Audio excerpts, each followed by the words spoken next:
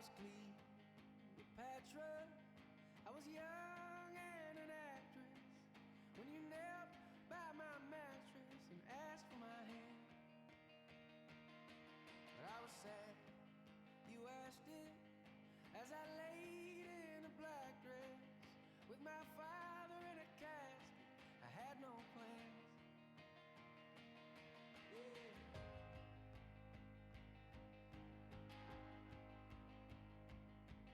And I left the footprints, the mud stained on the carpet, and it hardened like my heart did when you left town. But I must admit it, that I would marry you in an instant. Damn your wife, I'd be your mistress just to have you around. But I was late for this, late for that, late for the love of my life. And when I die alone, when I die alone, die I'll be on time.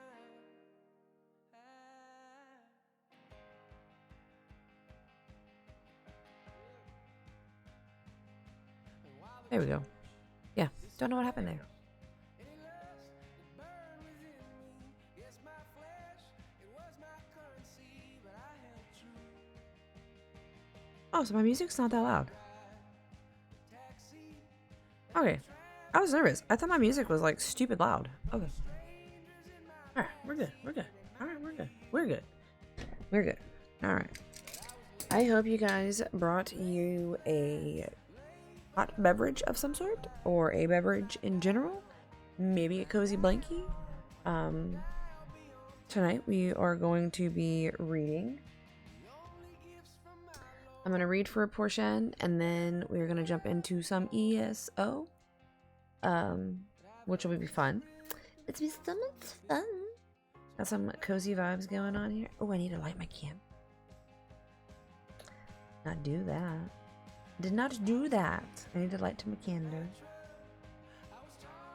Actually, I stole this candle from my oldest. So I'm gonna have to repay her. Her lovely boyfriend bought it for her. It smells divine, though. Actually, I didn't steal it. She kind of left it on my desk, and I'm gonna use it. So, it is wild berry rosé, which is a red berry sorbet. It smells amazing. It smells so good.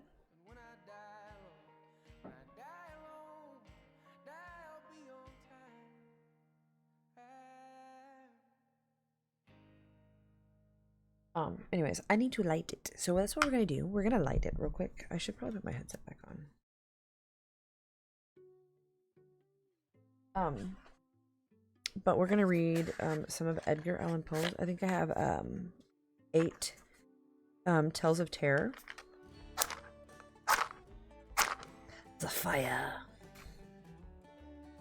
I'm gonna read. Well, that one said nope, not happening.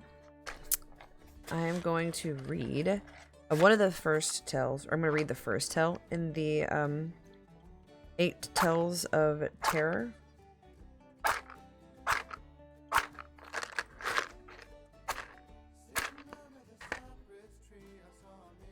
Apparently my matches don't want to work either. There we go. Gotta figure out where I can put it so you can. Ooh, look at this ambient light. Hello. How are you? How's it going? I'm just gonna sit here and read like this with a candle right here. The light is amazing.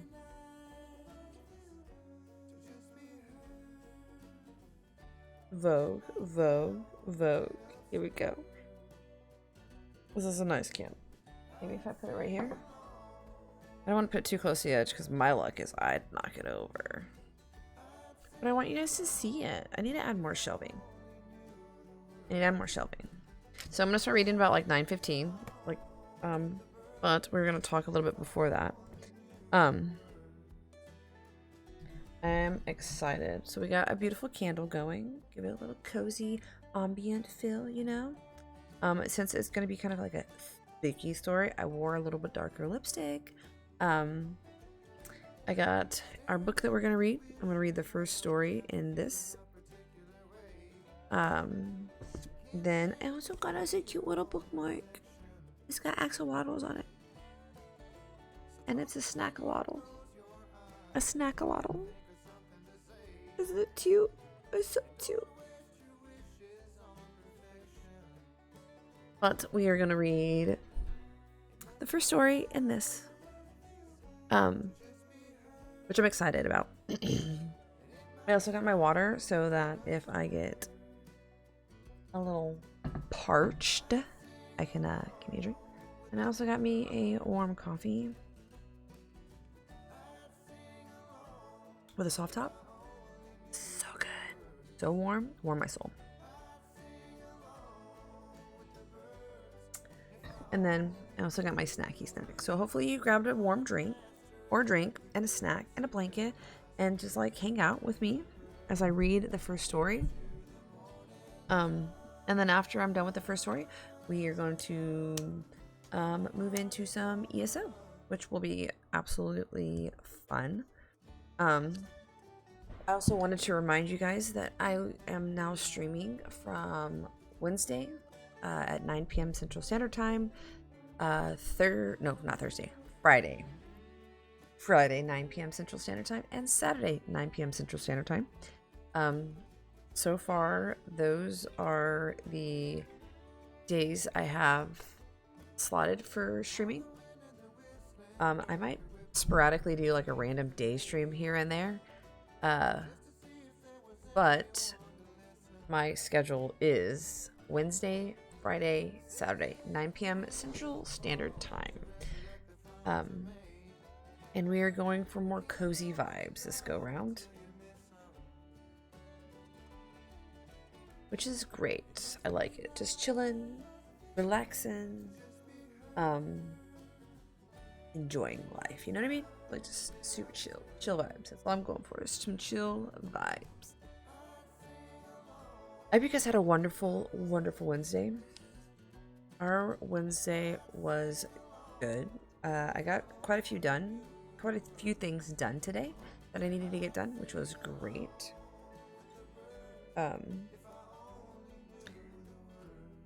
I had to go and get grip tape so that my husband can re-tape one of the kids' bats that we have. Which is always fun because like it adds another pizzazz to the bat with the kids being able to choose like what color and stuff. Which is really fun. I got my Skyline shirt on.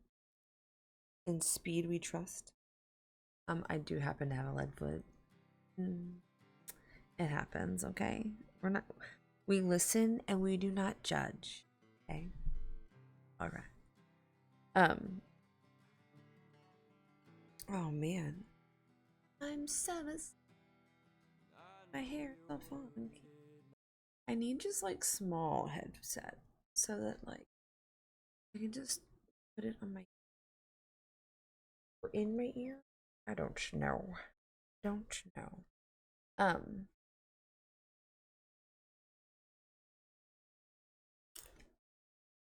Also that's not normal popcorn either. It's butterbeer popcorn. Which I'm super excited. I might be a Harry Potter nerd. Maybe just a little bit. I don't know. But I do love me some Harry Potter. Anytime I see any butterbeer flavored anything, I have to try it. Like, have to try it. Like, I will go and look for it if I see somebody talk about it. And I will hunt it down. And I will find it. And I will try it. Every time. I wonder if my markers actually work. I don't even know. I have no idea. But do y'all remember, like, maybe I'm just old. Do y'all remember the show, what is it called?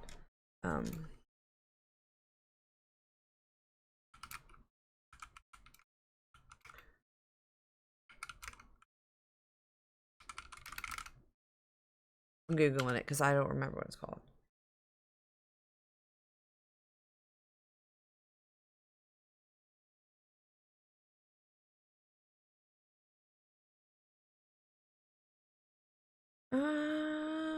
It was like, I can't remember what it was called, but it was like when they would sit around like a campfire and they would tell like horror stories. Was it called After Dark? I swear it was called After Dark, but I don't think it was.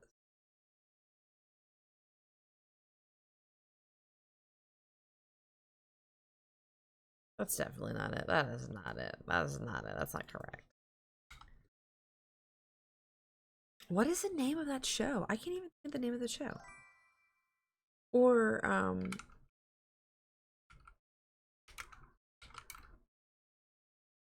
what's that, Big League? I'm trying to figure out the name of that show. Like, came on like Nickelodeon, like late at night.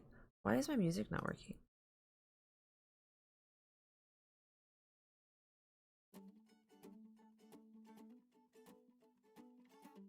How are you, Big League? I take ski trips in August, and she's wearing linen white. I'm forgiving all my foes, cause I ain't never been this nice. Cold as ice, hard and bothered, codependent, just like my father. Father gone, getting closer to smelling that lovely bite aroma. Ooh. Oh, thanks. I appreciate your biddies. I'm over here trying to like lose my mind.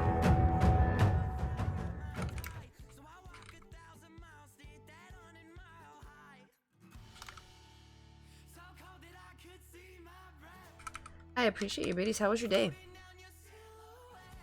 Oh, that's it. Are you afraid of the dark? Do you guys remember that? I used to watch it all the time. It's just showing my age, maybe. But I used to watch that. Are you afraid of the dark? And then those books, the scary story books. Scary. I'm great. I am great. I got my snacks. I got my book ready. So in that show, it was like these kids would pretty much sit around a campfire or whatever, I don't know, and tell spooky stories, really, pretty much. I did too when I was younger. I did too, for sure. And then I used to read, I didn't read Goosebumps.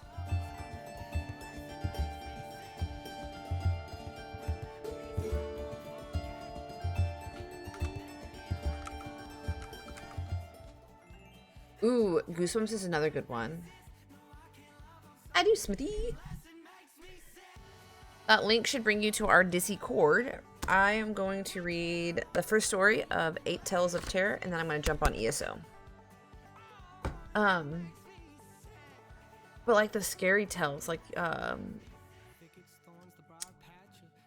was it Scary Stories to Tell in the Dark? I read like all of those books. Probably when I shouldn't have read those books, but I read those books. And they were good.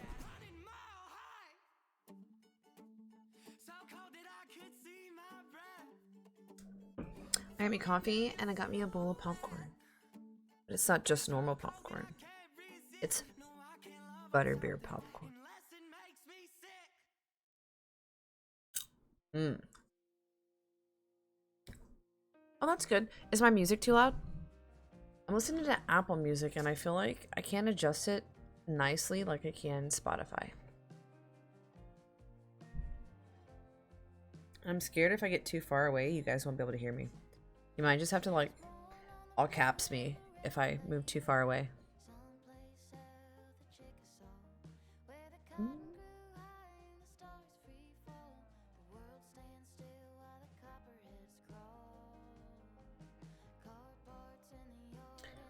Always. Always.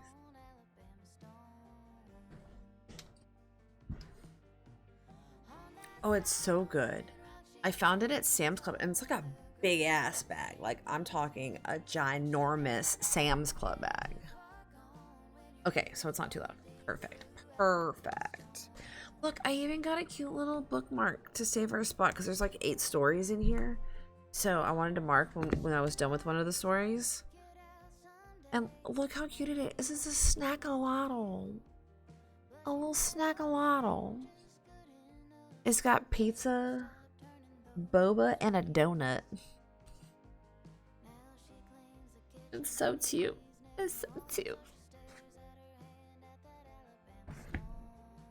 Now I gotta decide though, once we get, ow, I bumped my elbow. Once we get into ESO, if I should make a new character just for you guys on stream and just like allow you guys to guide me through my ESO quest.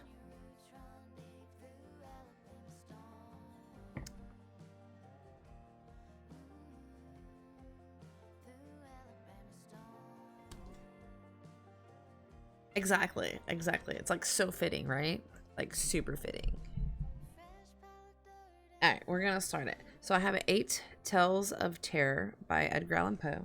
This is a classic version. I found it in our closet. I'm not reading the introduction to you guys. The first story is called The Cask of Amontillado. Thanks. I try to rock sometimes.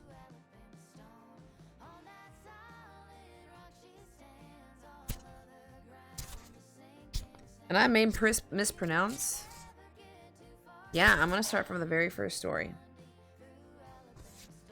I'm going to start in the first story. Unless you guys want to pick a story, I can read you the names of the story and you can tell me which one you want to hear first. 1, 2, 3, 4, 5, 6, 7. There's 8. Okay, so I'll read you the stories and you tell me which one you guys want to hear first then.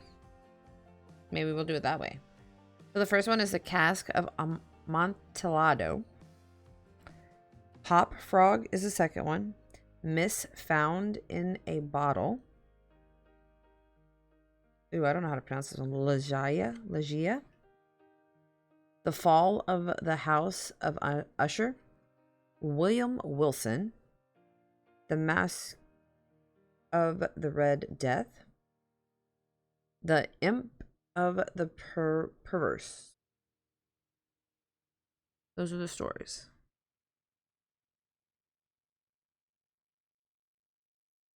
Or we can just start from 1.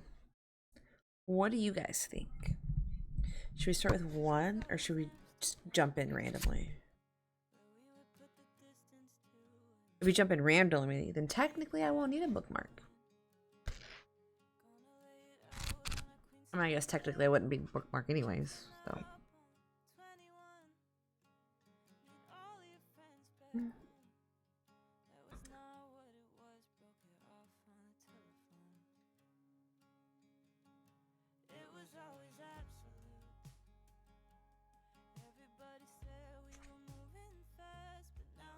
The Fall of the House of Usher.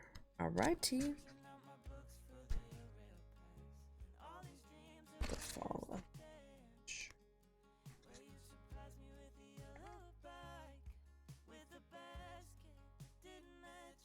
Well, that's a long one too. You would choose a long one, Big League, wouldn't you?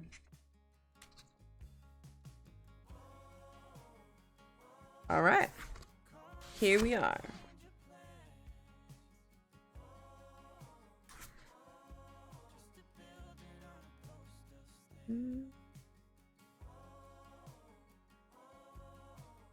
Some of this is in French. Oh my goodness. Okay. During the whole of dusk. Here, let me. Did I mute my music? I think I might. Is my music too loud?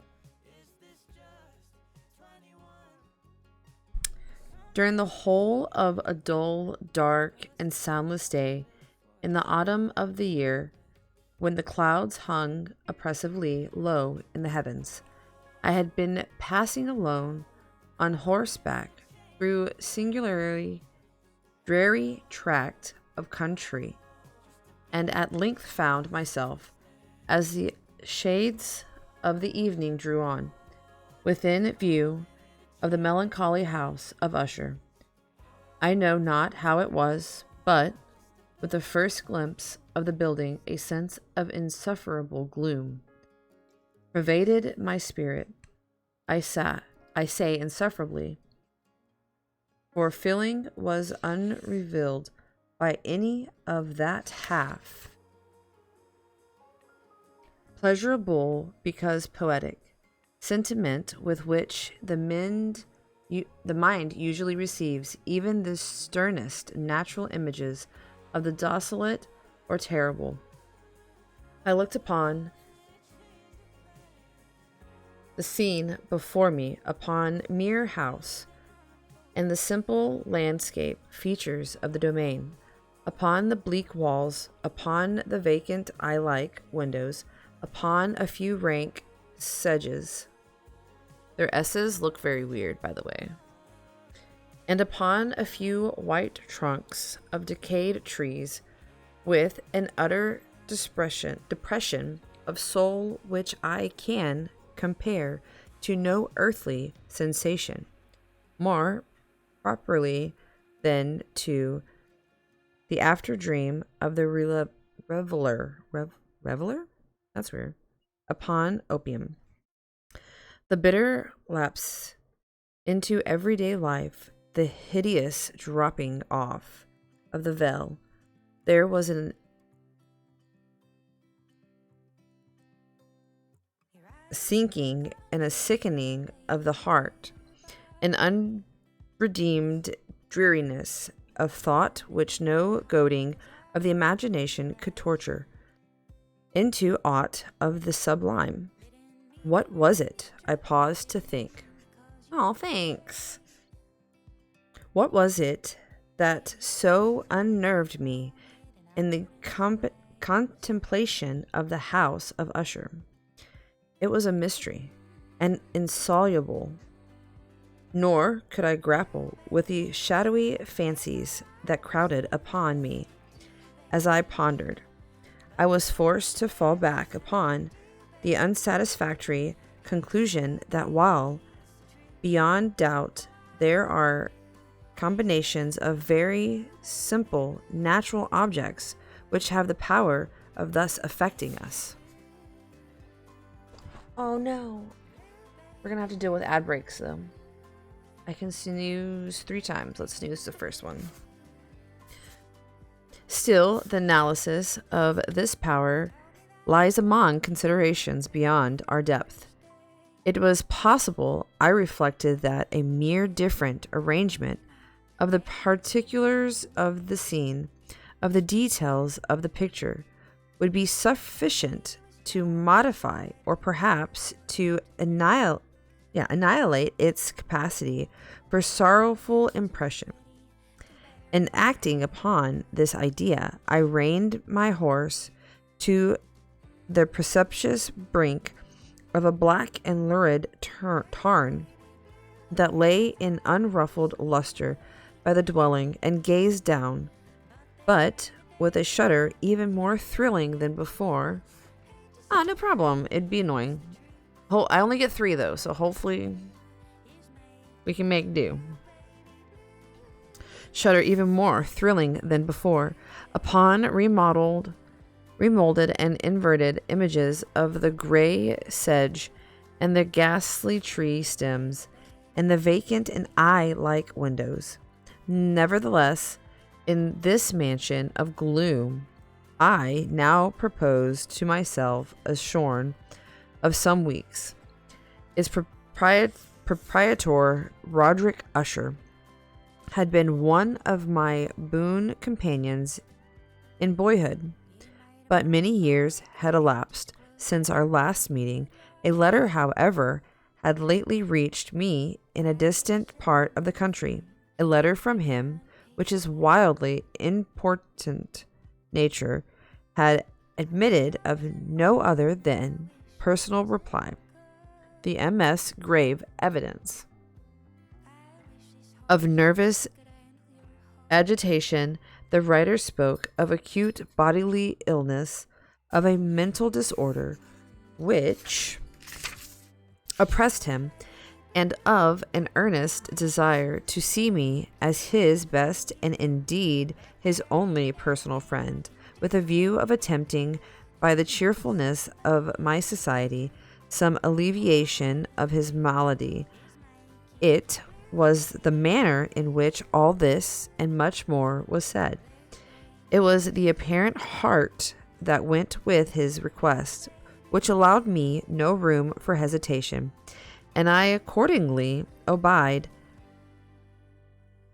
forth with what I still considered a very singular summons.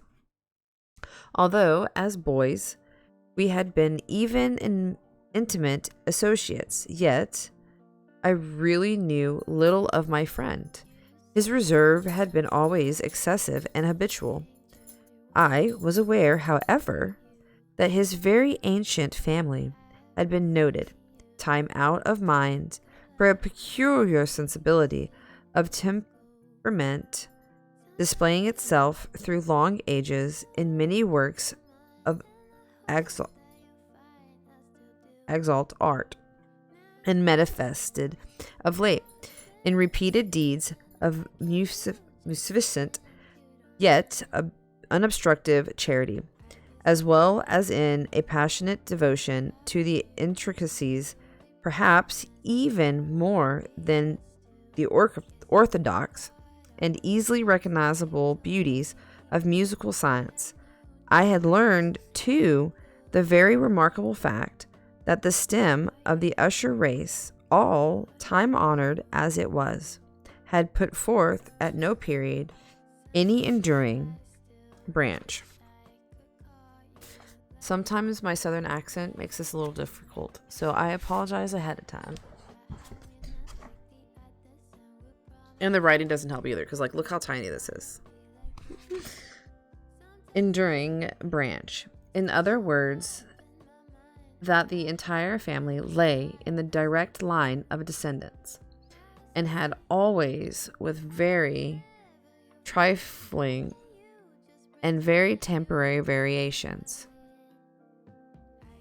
so lain. It was this deficiency I considered while running over in thought the perfect keeping of the character of the premises with the accredited character of the people, and while speculating upon the possible influence which the one, in the long lapse of centuries, might have exercised upon the other. It was this deficiency, perhaps, of collateral issue, and the consequent undeviating transmission from sire to son of the patrimony with the name which had at length so identified the two as to merge the original title, of the estate in the quaint and equivocal appellations of the House of Usher, an appellation which seemed to include in the minds of the peasantry who used it both the family and the family mansion. I have said that the sole effect of my somewhat childish experiment, that of looking down within the tarn, had been to deepen the first singular impression. There can be no doubt that the consciousness of the rapid increase of my superstition, for why should I not so term it, served mainly to accelerate. I went too far. The increase itself, such I have long known, is the paradoxical law of all sentiments, having terror as a basis, and it might have been for this reason only, that when I again uplifted my eyes to the house itself from its image in the pool, there grew in my mind a strange fancy, a fancy so ridiculous indeed that I but mention it to show the vivid force of the sensations which oppressed me. I had so worked upon my imagination as really to believe that about the whole mansion and domain there hung an atmosphere peculiar to themselves and their immediate vicinities, an atmosphere which had no affinity with air of heaven, but which had reeked up from the decayed trees, and the gray wall, and the silent tarn, a pestilent and mystic vapor, dull, sluggish, faintly discernible, and leaden-hued. Shaking off from the spirit what must have been a dream, I scanned more narrowly the real aspect of the building. Its principal feature seemed to be that of an excessive antiquity. The discoloration of ages had been great. Minute fungi overspread the whole exterior, hanging in a fine tangled webwork from the eaves. I bet that was beautiful. That was beautiful. I love when houses are covered in like the vines on the side. Love it. Absolutely love it. Yet all this was apart from any extraordinary dilapidation. No portion of the masonry had fallen, and there appeared to be a wild inconsistency between its still perfect adaptation of parts and the crumbling condition of the individual stones. In this there was much that reminded me of the specious totality of old woodwork which has rotted for long years in some neglected vault, with no disturbance from the breath of the external air. Beyond this indication of extensive decay, however, the fabric gave little token to instability. Perhaps the eye of a scrutinizing observer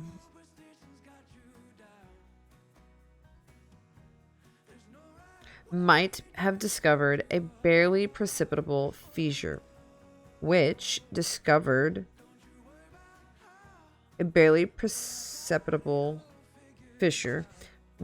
extending from the roof of the building in front, made its way down the wall in a zigzag direction until it became lost in the sullen waters of the tarn. Noticing these things, I rode over a short causeway to the house.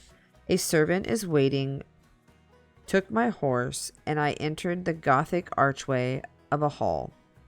Ooh, that's nice. That's real nice. A valet of stealthy step thence conducted me in silence through many dark and intricate passages in my progress to the studio of his master. Much that I encountered on the way contributed, I know not how, to heighten the vague sentiments of which I have already spoken, while the objects around me, while the carvings of the ceilings, the somber tapestries of the walls, the ebon blackness of the floors, and the phantasmorphic armorial trophies which rattled as I strode, were but matters to which, or to such as which, I had been accustomed from my infancy. While I hesitated to acknowledge how familiar was all this, I still wondered to find how unfamiliar were the fancies which ordinary images were stirring up. On one of the staircases I met the physician of the family. His countenance, I thought, wore a mingled expression of low cunning and perplexity. He accosted me with trepidations and passed on. The valet now threw open a door and ushered me into the presence of his master. The room in which I found myself was very large and lofty. The windows were long, narrow, and pointed, and at so vast a distance from the black oaken floor as to be altogether inaccessible from within. Feeble gleams of encrimsoned light made their way through the trestled panes and served to render sufficiently distinct the more prominent objects around. The eye, however, struggled in vain to reach the remoter angles of the chamber, or the recesses of the vaulted and fretted ceiling. Dark draperies hung upon the walls. The general furniture was profuse, comfortless, antique, and tattered. Many books and musical instruments lay scattered about, but failed to give any vitality to the scene. I felt that I breathed an atmosphere of sorrow. An air of stern, deep, and irredeemable gloom hung over and pervaded all. Upon my entrance, Usher arose from a sofa on which he had been lying at full length, and greeted me with a vivacious warmth which had much in it. I at first thought of an overdone cordiality, of the constrained effort of the. Now, this is a French word, and I don't know how to pronounce it. In your man of the world. A glance, however, at his continuance. You going to bed? Okay, good night. Good night. Split dreams. Don't let the beddy bugs bite. Good. Fight them all off.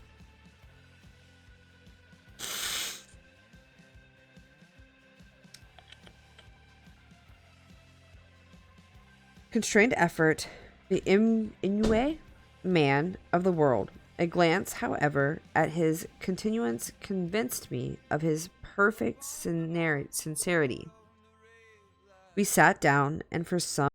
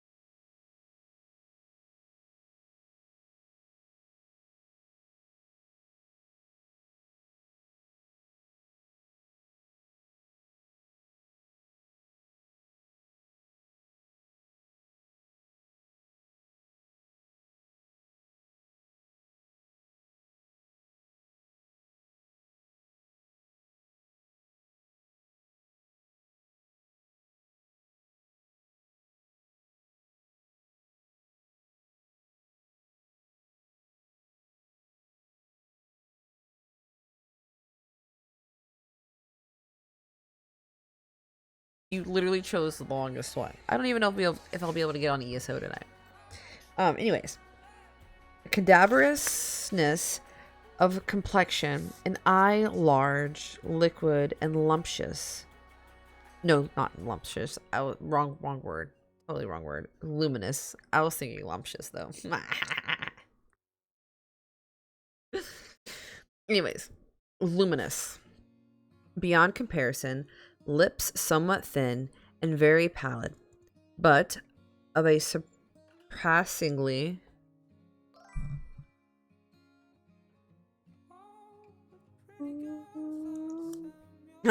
thanks. I appreciate it, Biggledy. Welcome in, Poopava. Papava. I am currently reading. Surpassingly beautiful curve. A nose of a delicate Hebrew model, but with a breadth of nostril unusual in similar formations. A finely molded chin, speaking in its want of prominence, of a want of moral energy, hair of a more than web-like softness and tenuity. These features, with an inordinate expansion above the regions of the temple, made up altogether a continuance not easily to be forgotten. And now, in the mere exaggeration of the prevailing character of these features and of the expression they were wont to convey, lay so much of change that I doubted to whom I spoke. The now ghastly pallor of the skin and the now miraculous luster of the eye, above all things, startled and even awed me. The silken hair, too, had been suffered to grow all unheeded, and as, in its wild gossamer texture, it floated rather than fell about the face, I could not even, with effort, connect its obscure expression with any idea of simple humanity.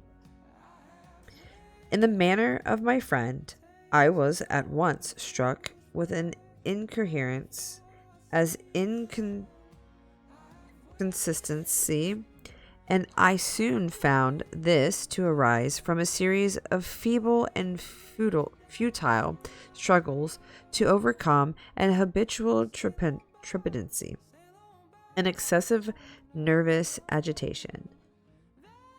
Wonder if he has a thing for this friend. For something of this nature I had indeed been prepared no less by his letter than by my reminiscences of certain boyish traits. I probably should have read this before. And by conscience deduced from his peculiar physical conformations and temperament, his action was alternately vivacious and sullen.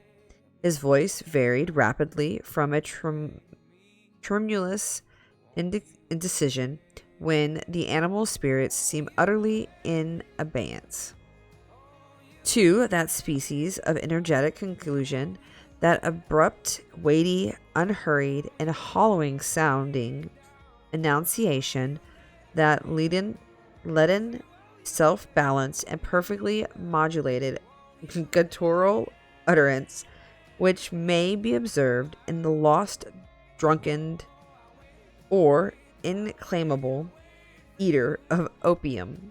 What's up, Sydney? How are you? It was thus that he spoke of the object of my visit, of his earnest desire to see me, of the solace of his expected me to afford him.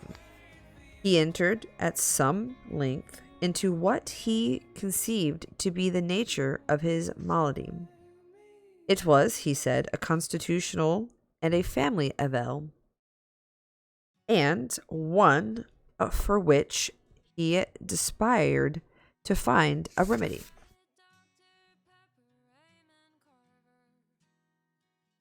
Oh, welcome in. So I'm currently reading one of the tales out of the 8 Tales of Terror. It was chosen that I read The Fall of the House of Usher. So that is what we are doing. I don't know if I'll get to ESO tonight, because this one is quite long compared to some of the other stories in here. Oh, welcome in. I appreciate that follow. I appreciate that. A mere nervous affection, he immediately added, which would undoubtedly soon pass off. It displayed itself in a host of unnatural sensations. Some of these, as he detailed them, interested and bewildered me, although perhaps the terms and the general manner of their narration had their weight. He suffered much from a morbid acuteness of the senses. The most insipid food was alone endurable. Thank you as well. It was my pleasure. It was fun. It was a fun time. Thank you for yours as well.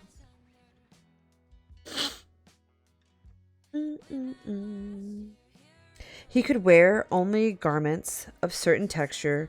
The odors of all flowers were oppressive. I like flowers, though. His eyes were tortured by even a faint light, and there were but peculiar sounds, and these from strange instruments which did not inspire him with horror. To an anomalous species of terror, I found him a boddened slave. I shall perish, said he.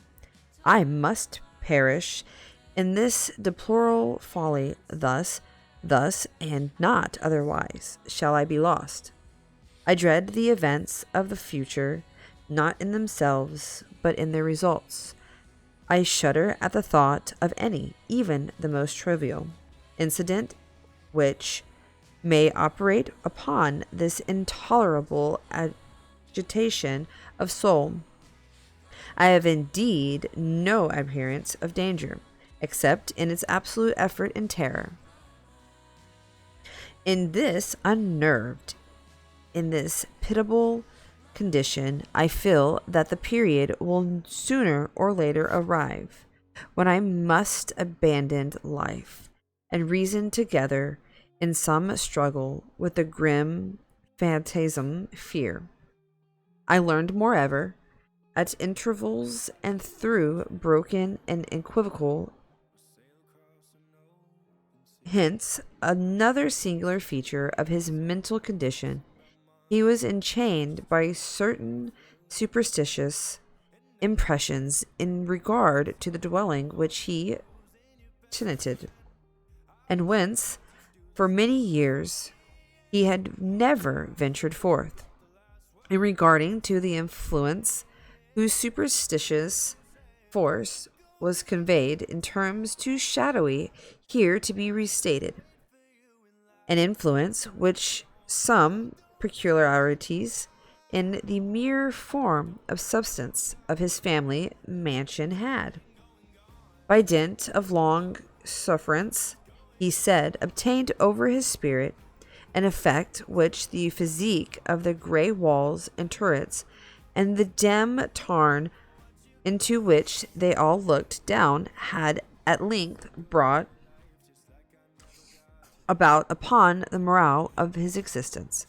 He admitted, however, although with hesitation, that much of the peculiar gloom which thus affected him could be traced to a more natural and far more palpable origin, to serve and long continued illness, indeed, to the evidently approaching dissolution of a tenderly beloved sister, his sole companion.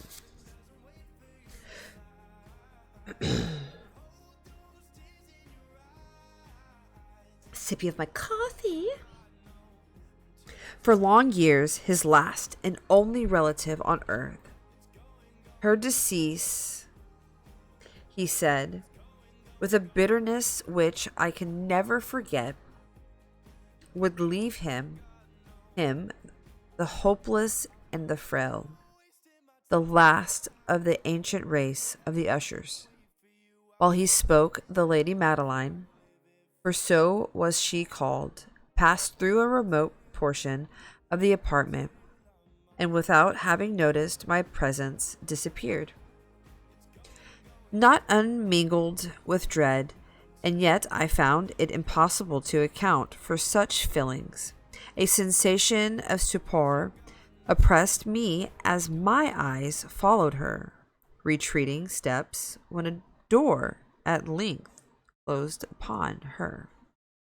My glance sought instinctively and eagerly to the continuance of the brother, but he had buried his face in his hands, and I could only perceive that a far more than ordinary wanness had overspread the emaciated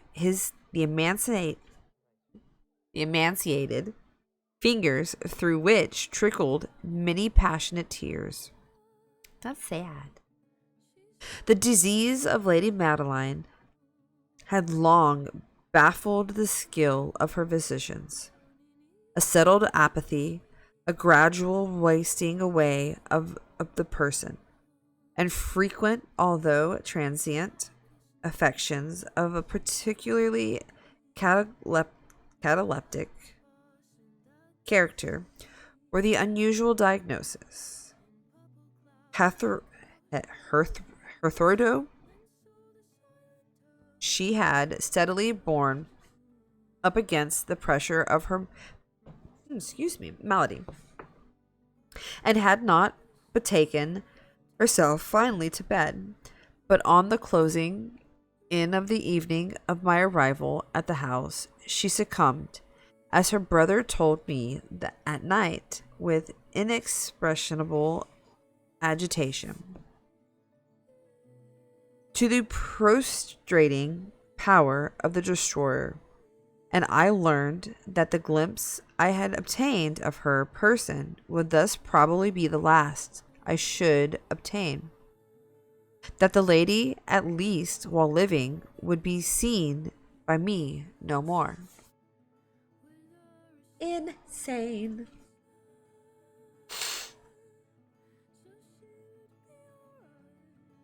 For several days ensuing, her name was unmentioned by either Usher or myself, and during this period I was I was busied in earnest endeavors to alleviate the melancholy of my friend. We painted and read together, or I listened as if in a dream to the wild improvisations of his speaking guitar, and thus, as a closer and still closer intimacy admitted me more unreservedly into the recesses of his spirit, the more bitterly did I perceive the futile of all attempt at cheering a mind from which darkness, as in inherent positive quality, poured forth upon all objects of the moral and physical universe in one unceasing radiation of gloom. I shall ever bear about me a memory of many solemn hours I thus spent alone with the master of the house of Usher. Yet I should fall in any attempt to convey an idea of the exact character of the studies or of the occupations in which he involved me, or led me that way. An excited and highly distempered idility threw a sulphurous luster over all. His long improvised digress will ring forever in my ears. Among other things, I hold painfully in mind a certain singular provision and amplification of the wild air of the last waltz of von Weber, from the paintings over which his elaborate fancy brooded, and which grew touch by touch into vagueness at which I shuddered, the more thrillingly because I shuddered knowing not why, from these paintings, vivid as their images now are before me. I would in vain endeavor to endure more than a small portion which should lie within the compass of merely written words, by the utter simplicity, by the nakedness of his designs. He arrested an overawed attention.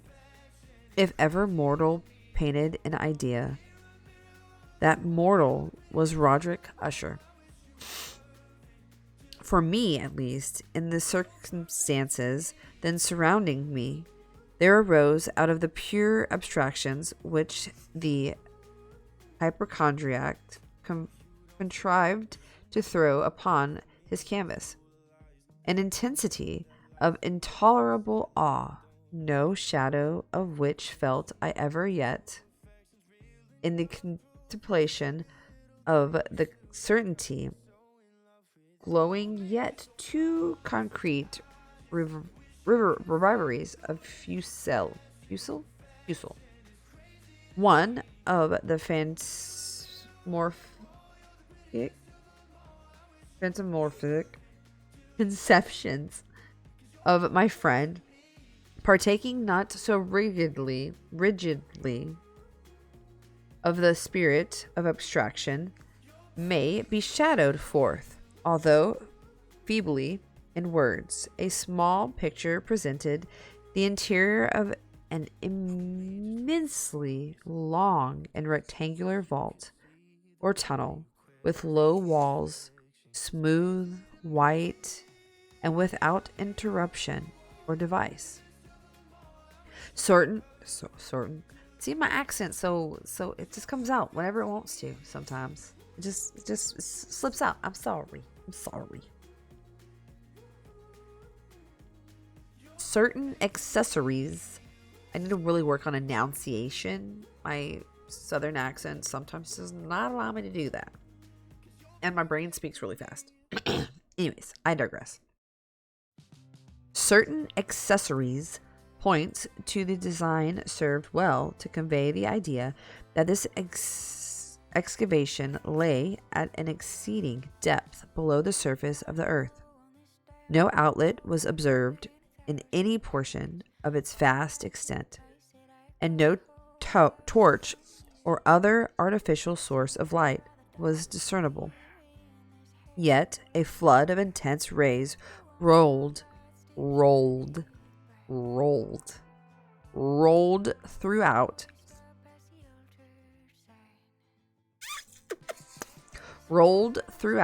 and bathed the whole in a ghastly and inappropriate splendor. I have just spoken of the morbid condition of the auditory nerve, which rendered all music intolerable to the sufferer, with the exception of certain effects of stringed instruments. It was perhaps the narrow limits to which he thus confined himself upon the guitar, which gave birth, in great measure, to the fantastic character of his performances. But the fervid facility of his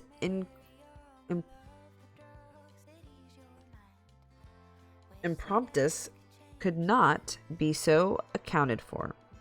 They must have been, and were, in the notes as well as in the words of his wild fantasies, for he not unfrequently accompanied himself with rhymed verbal improvisation.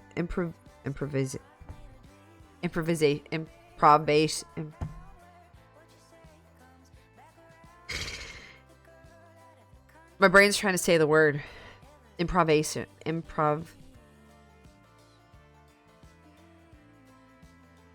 That's how my brain's working. Improvs.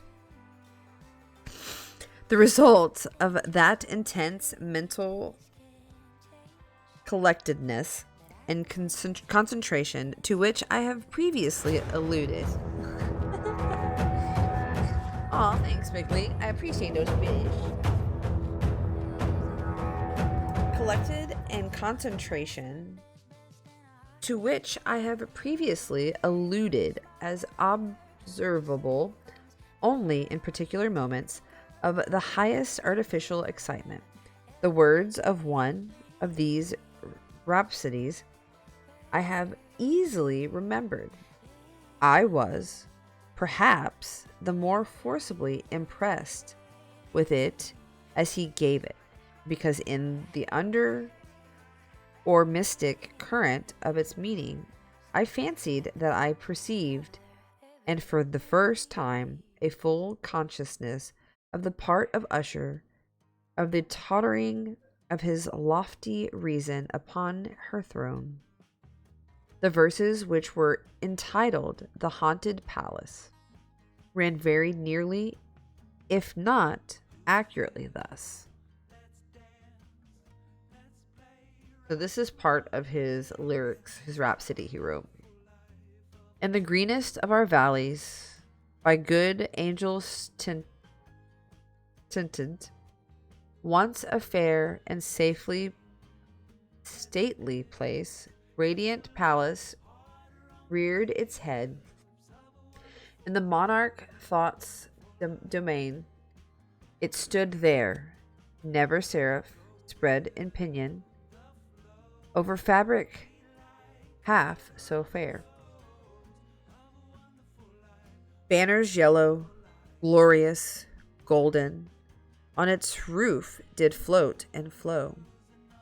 This, all this, was in the olden time long ago. And very gentle air that dallied in that sweet day along the ramparts, plumed and pallid, a winged odor went away. Wanderous in that happy valley, through two luminous windows saw spirits moving musically. To a lute's well-tuned law, round about a throne, were sitting in state this glory well befitting. I can't pause this ad either. I already used all my skips. I'm sorry, but you have an ad in 47 seconds. The ruler of the realm was seen, and all with pearl and ruby glowing was the fair palace door, through which came flowing, and sparkling evermore a troop of echoes whose sweet duty was but to sing in voices of surpassing beauty the wit and wisdom of their king. I'm trying to read it fast for you guys, but I'm gonna have to pause. But evil things in robes of sorrow assailed the monarch's high estate.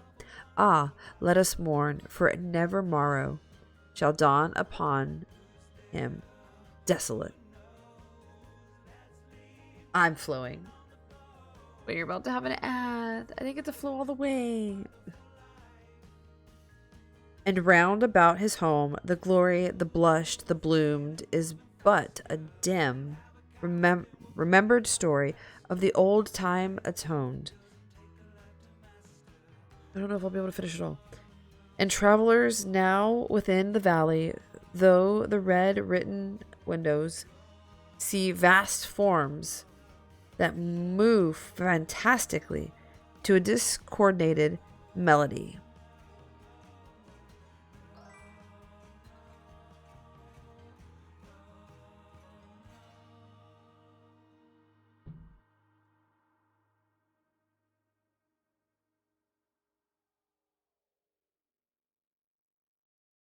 Hey, Cressy. Hello, sir. Although you probably can't hear me because you're probably on an ad. But I'm reading a book. I know. I'm sorry about the ad. This is so long.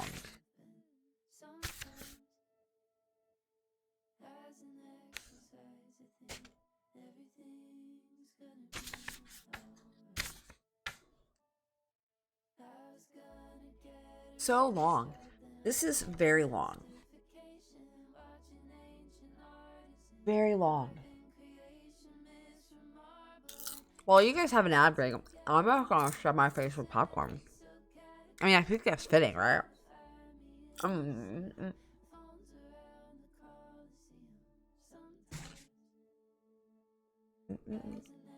This popcorn is so good. So good. Oh, my favorite. Welcome back, community. I was enjoying a snacky snack break. Popcorn break. Bigley, you chose the longest one, bro. I really don't even know if I'm going to get to ESO tonight. Okay. What is up, sir? I'm currently reading The Fall of the House of Usher. And maybe I'll get to ESO. Well, I mean, I would like to, but I also, I mean,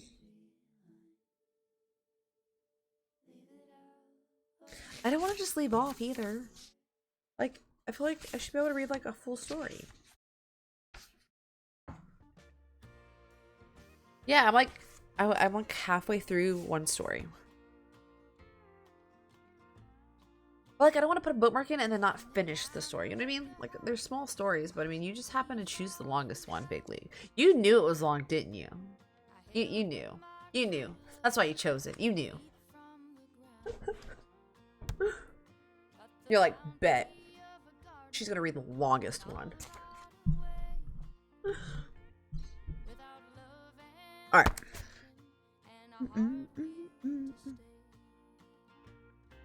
Okay.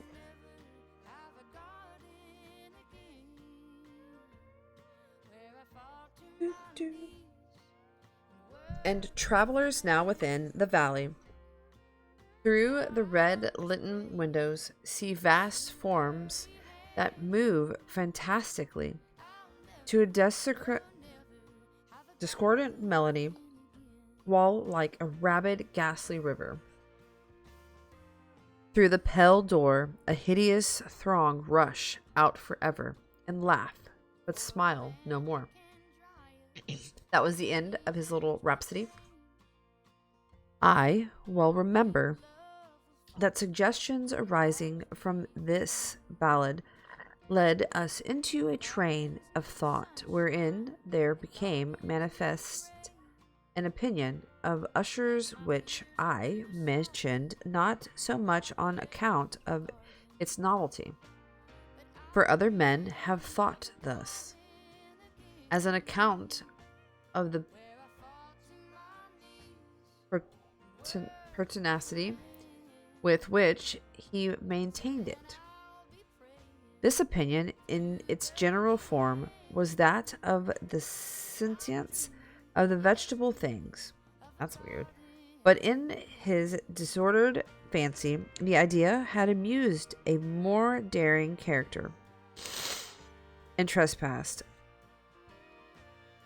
under certain conditions, upon the kingdom of inorganizations, a lack words to express the full extent or the earnest abandon of his persuasion.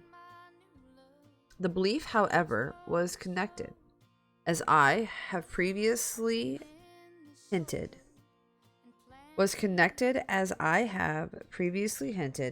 with the gray stones of the home of his forefathers. The conditions of the sense had been here and imagined fulfilled in the method of collation of these stones in the order of their arrangement, as well as in that of the many fungi which overspread them. Lots of mushrooms. I like it. Cozy mushroom vibes. Cottagecore, here we go. Okay. And of the decayed trees which stood around, above all, in the long, undisturbed endurance of this arrangement, and in its reduplication in the still waters of the Tarn, its evidence, the evidence of the census was to be seen, he said, and I here started as he spoke. In the gradual yet certain condensation of an atmosphere of their own about the waters and the walls, the result was discoverable, he added, in the silent and yet important and terrible influence which for centuries had molded the destinies of his family, and which made him what I now saw him, what he was.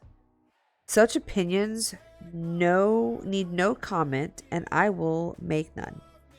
Our books, the books which for years had formed no small portion of the mental existence of the invalid, were, as might be supposed, in strict keeping with the character of phantasm.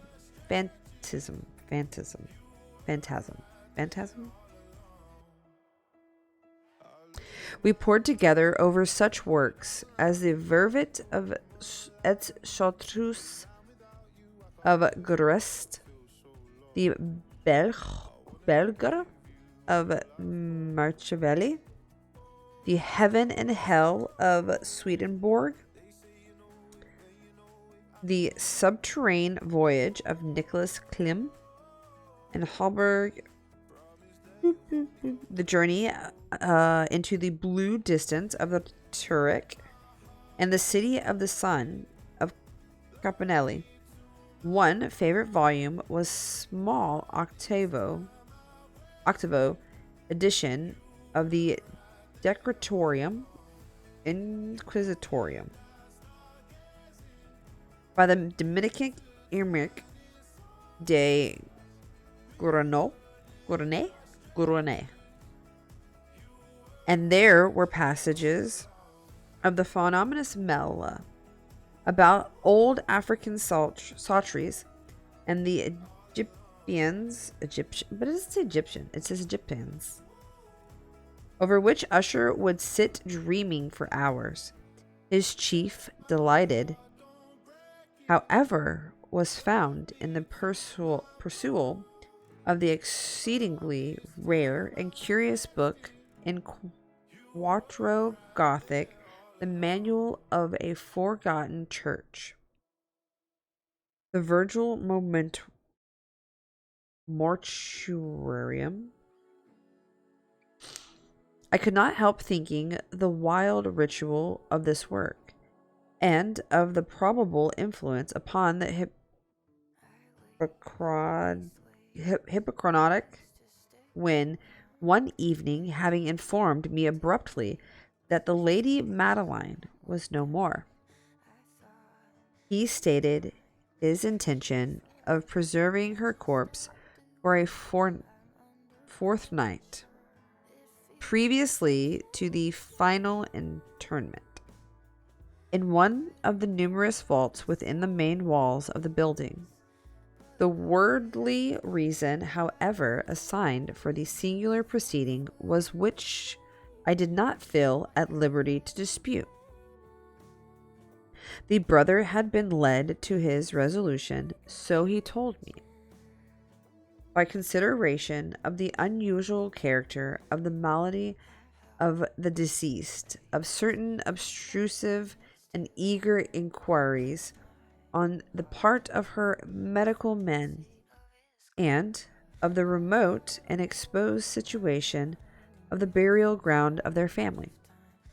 I will not deny that when I called to mind the sinister continuance of the person who I met upon the staircase on the day of my arrival at the house, I had no desire to oppose what I regarded as at best but a harmless and by no means an unnatural precaution. At the request of Usher, I personally aided him in the arrangements for the temporary entombment, not entombment. Words are hard. The body having been confined, we two alone bore it to its rest.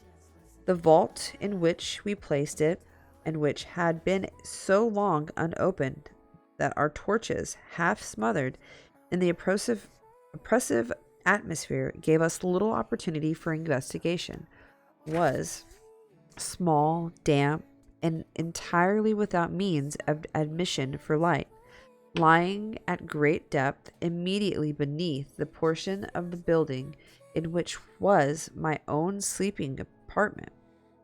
It had been used, apparently, in remote feudal times for the worst purposes of a donjon keep.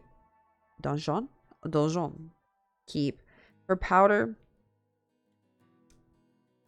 and some other highly combustible substances as a portion of its floor, and the whole interior of a long archway through which we reached it were carefully sheathed with copper.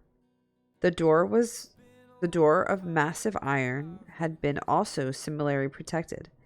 Its immense weight caused an unusually sharp grating sound as it moved upon its hinges. Could you imagine that? That sounds creepy.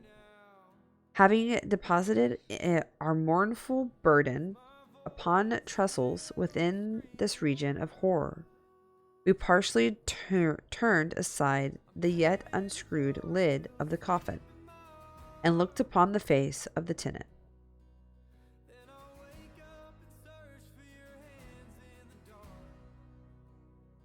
A striking similitude between the brother and sister now first arrested my attention, and Usher, divining perhaps my thoughts, murmured out some few words from which I learned that the deceased and himself had been twins.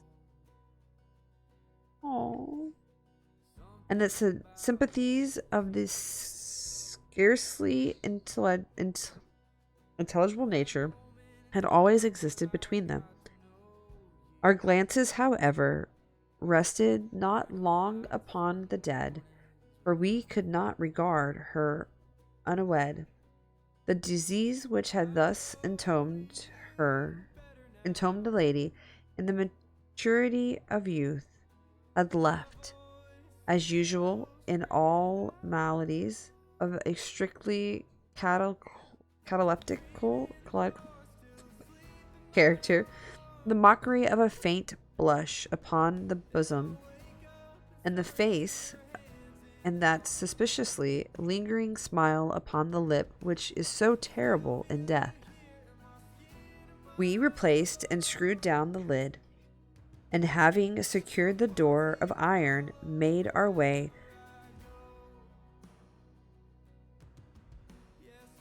with toil into the scarcely less gloomy apartments of the upper portion of the house.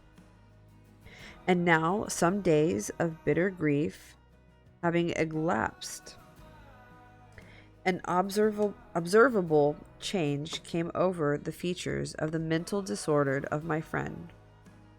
His ordinary manner had vanished. His ordinary occupations were neglected or forgotten.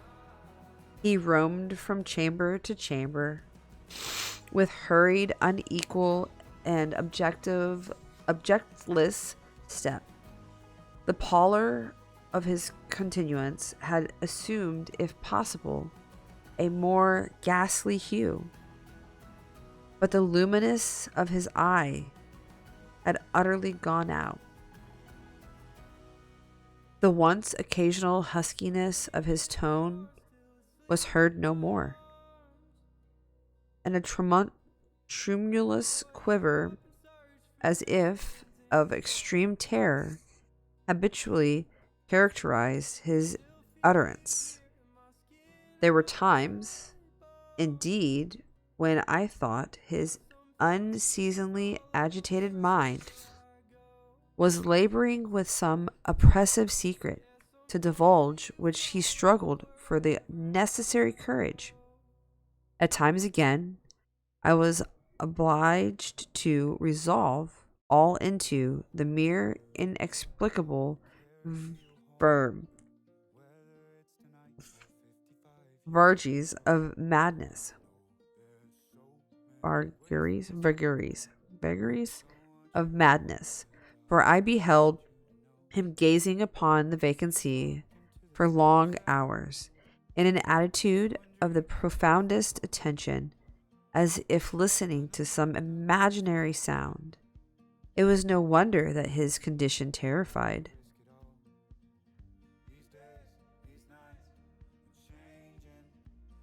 That it infected me.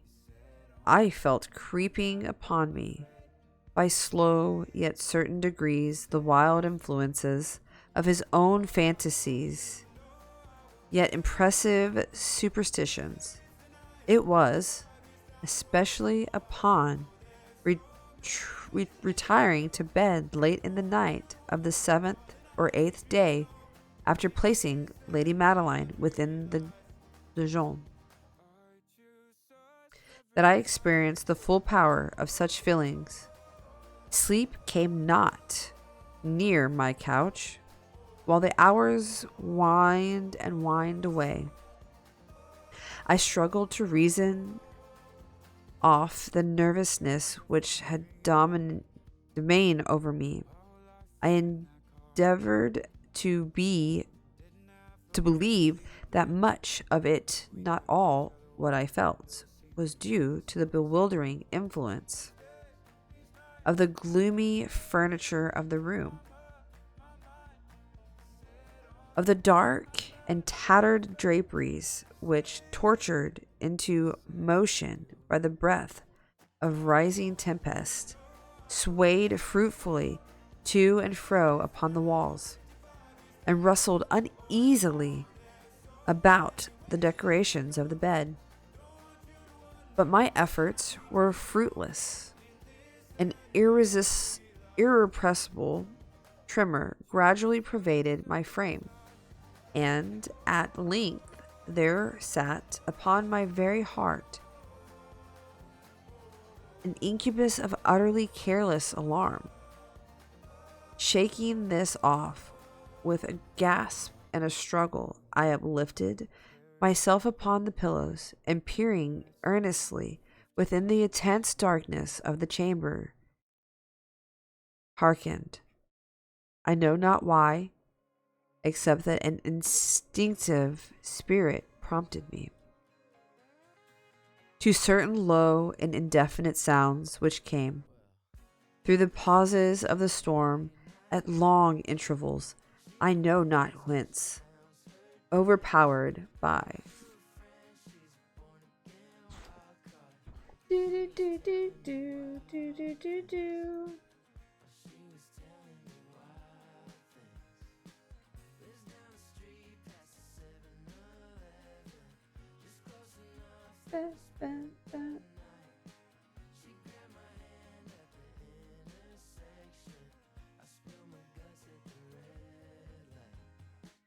Thanks for that message, but I really don't need to pay for followers.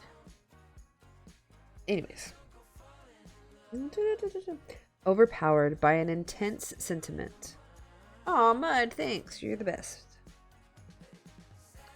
Oh my god, House of Jacobs, how are you? Overpowered by an intense sentiment of horror, unaccountable yet unendurable, I threw on my clothes with haste, for I felt that I should sleep no more during the night, and endeavored to arouse myself from the pitiable condition into which I had fallen by pacing rapidly to and fro through the apartment. I had taken but few turns in the manner when a light step on an adjoining staircase arrested my attention. I presently recognized it as that of Usher. An instant afterward he rapped with a gentle touch at my door and entered bearing a lamp. His countenance was a usual conversely wan, but moreover, there was a species of mad hilarity. How are you, House of Jacobs? I'm currently reading a tale from Edgar Allan Poe. And I may get to ESO. I don't know yet. We'll see. Because we're going through a long story. I think it's the longest story in this book, really. Welcome in. I hope you had a great Wednesday. In his eyes, an evidently restrained hysteria. In his whole demeanor, his air appalled me, but anything was preferable to the solitude which I had so long endured, and I even welcomed his presence as a relief. "And you have not seen it?" he said abruptly, after having stared about him for some moments in silence. "You have not then seen it? But stay, you shall." Thus speaking, and having carefully shaded his lamp, he hurried to one of the casements and threw it freely open to the storm. The impetuous fury of the entering gusts nearly lifted us from our feet. It was indeed a tempestuous, yet sternly beautiful night, and one wildly singular in its terror and its beauty. A whirlwind had apparently collected its force in our vicinity, for there were frequent and violent altercations in the direction of the wind, and the exceeding density of the clouds, which hung so low as to press upon the turrets of the house, did not prevent our perceiving the lifelike velocity with which they flew, carrying from all points against each other, without passing away into the distance. I say that even their exceeding density did not prevent or perceiving this. Yet we had no glimpse of the moon or stars, nor was there any flashing forth of the lightning. But the surfaces of the huge masses of agitated vapor, as well as all terrestrial objects immediately around us, were glowing in an unnatural light, a faintly luminous and distinctly visible exhalation which hung about and enshrouded the mansion. You must not, you shall not behold us. Good night, sir. I hope you have a great sleep. I won't see you in the morning, but have a great night. Thanks for stopping by. You guys get an ad break in 53 seconds.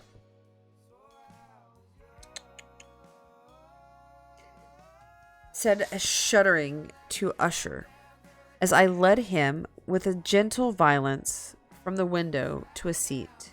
These appearances which bewilder you are merely electrical phenomena, not uncommon, or it may be that they have their ghastly origin in the rank of the tarn. Let us close the casement. The air is chilling and dangerous to your frame. Here is one of your favorite romances. I will read, and you shall listen, and so we will pass away this terrible night together. You got 3 seconds.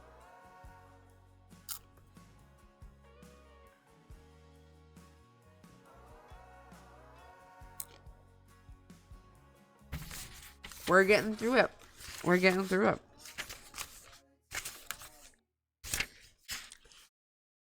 I have 5 pages. 5 pages left.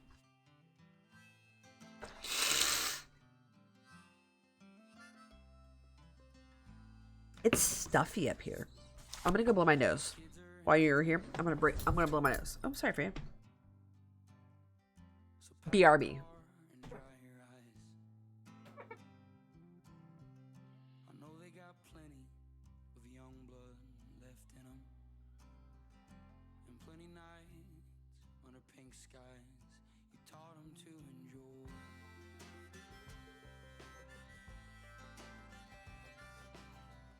So clean the house, clear the drawers, mop the floors, stand tall like no one's ever been here before or at all. And don't you mention all the inches that are scraped on the door frame. We all know you tiptoed up to 4-1 back in 08. If you could see him now, you'd be proud, though you think days you'll be. I'm so scared that I'm like sit too far away from the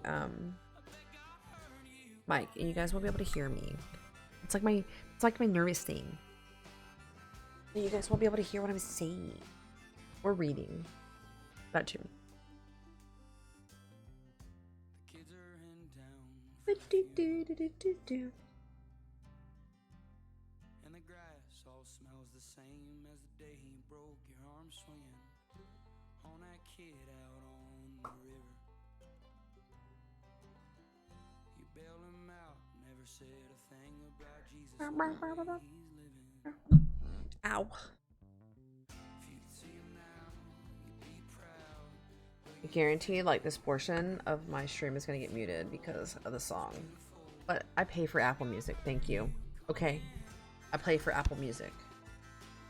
Don't mute my shit, okay? Don't mute it.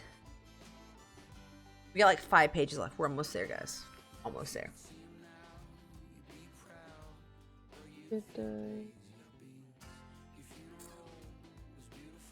The antique volume which I had taken up was the Mad Tryst of Sir Lancelot Canny, but I had called it a favourite of Usher's more in sad jest than in earnest, for in trust there is little in its uncouth and unimaginative proximity which could have had interest.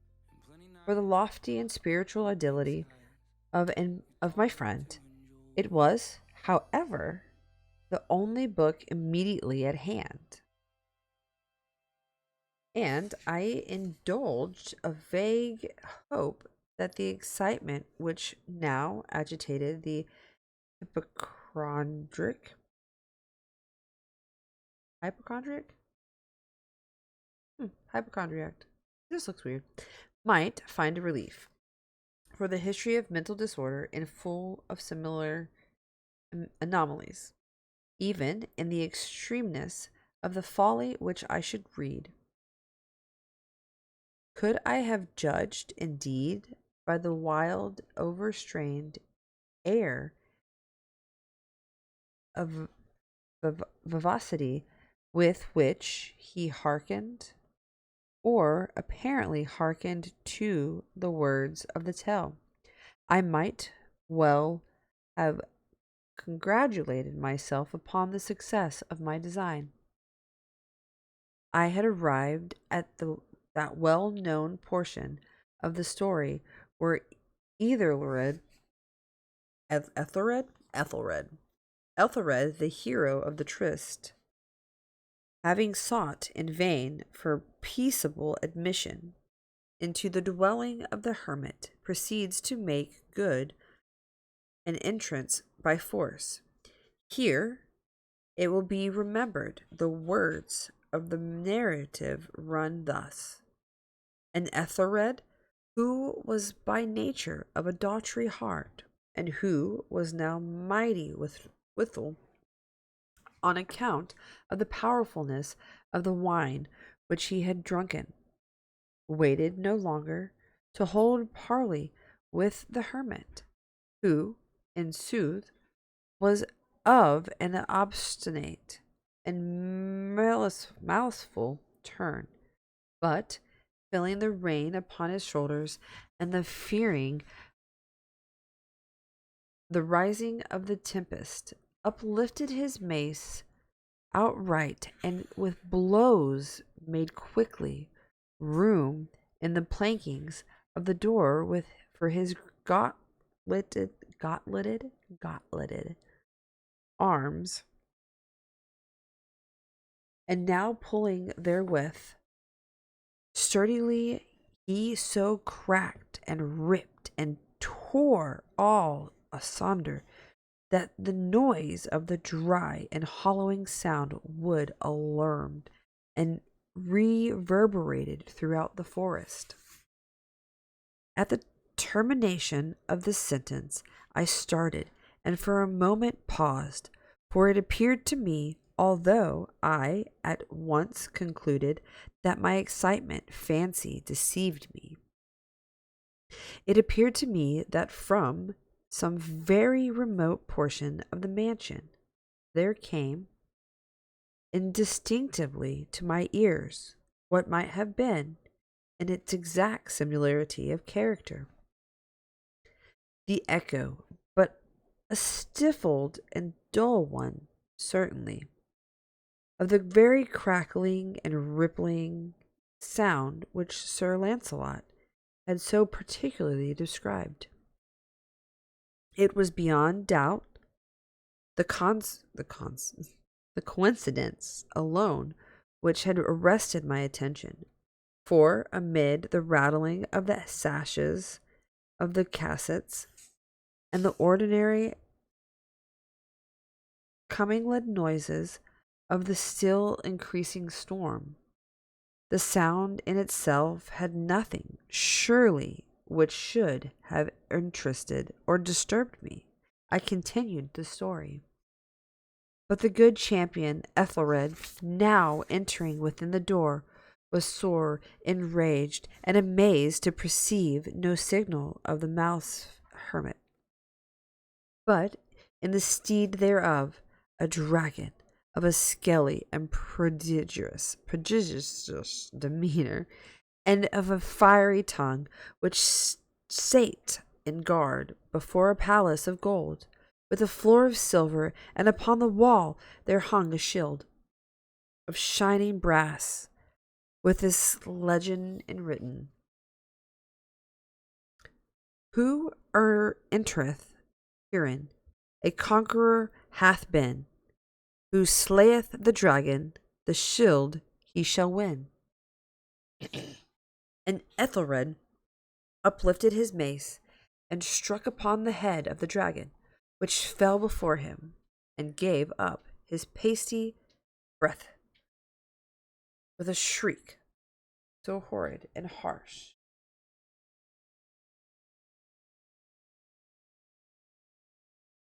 Did you make me a root beer float? Thanks. I got a root beer float. Yay! Whoa! That's a root beer float! I love you too. It's a spiked root beer float.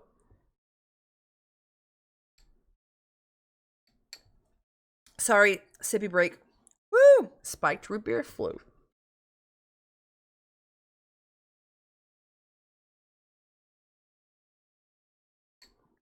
Ooh, that's good. That's good. That's real good. We're almost done Big League. Like, I think I have like 3 pages left, maybe? 2 pages? Ooh, that's good. Ooh, that's spicy. That's spicy. Anyways.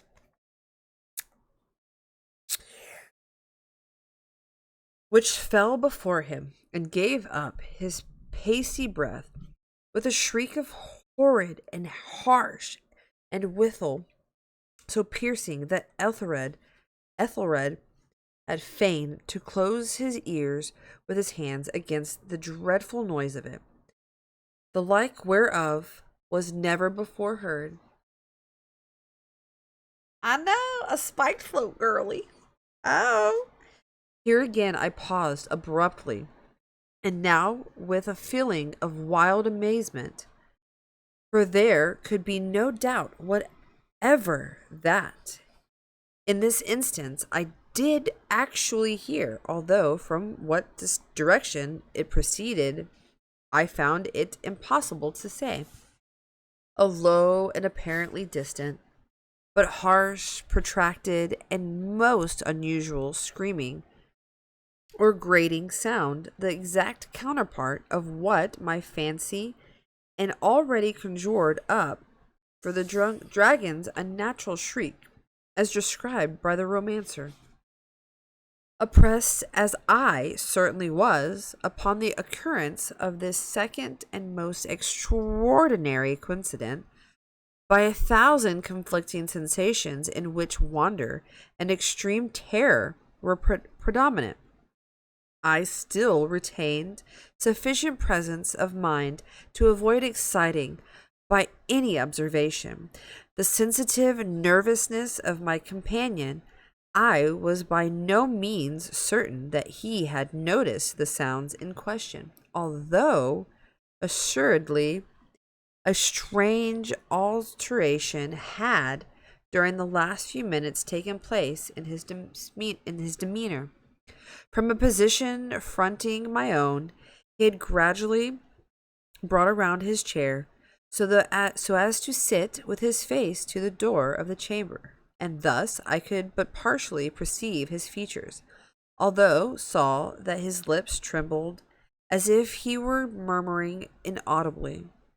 His head had dropped upon his breast, yet I knew what he was not asleep. From the wide and rigid opening of the eye, as I caught a glance of it in profile, the motion of his body was too variance with this idea, for he rocked from side to side with a gentle yet constant and uniform sway. Having rapidly taken notice of all this, I reassured the narrative of Sir Launcelot, which thus proceeded.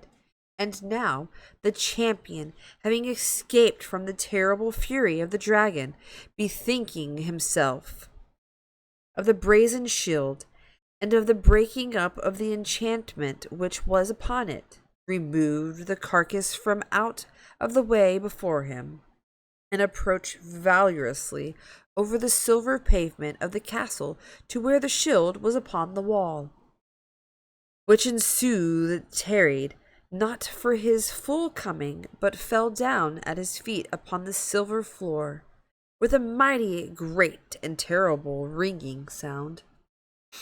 No sooner had these syllables passed my lips than, as if a shield of brass had indeed at the moment fallen heavily upon the silver floor, I became aware of a distinct, hollow, metallic, and clangorous, yet apparently muffled reverberation.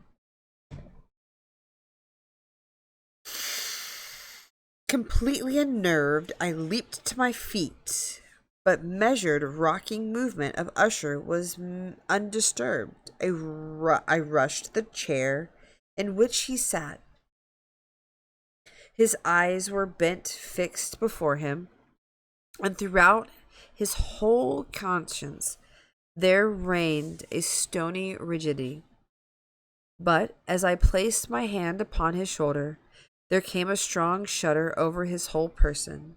A sickly smile quivered about his lips, and I saw that he spoke in a low, hurried, gibbering murmur, as if unconscious of my presence. Bending closely over him, I at length drank in the hideous import of his words.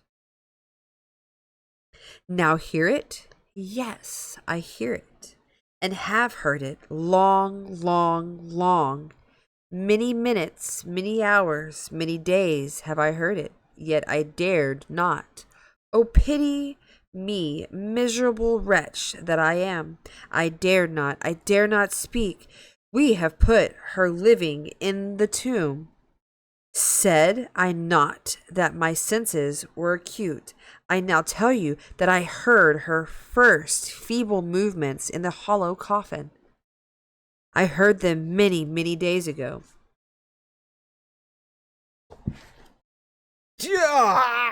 He's not dying. He's having a mental breakdown. Yet I dare not speak. Ha! Ha! The breaking of the hermit's door, and the death cry of the dragon, and the clangor of the shield, say rather the rending of her coffin, and the grating of the iron hinges of her prison, and her struggles within the copper archway of the vault. Oh, whither shall I fly? Yeah! Will she not be here anon? Is she not hurrying to upbraid me for my haste? Have I not heard her footstep on the stair?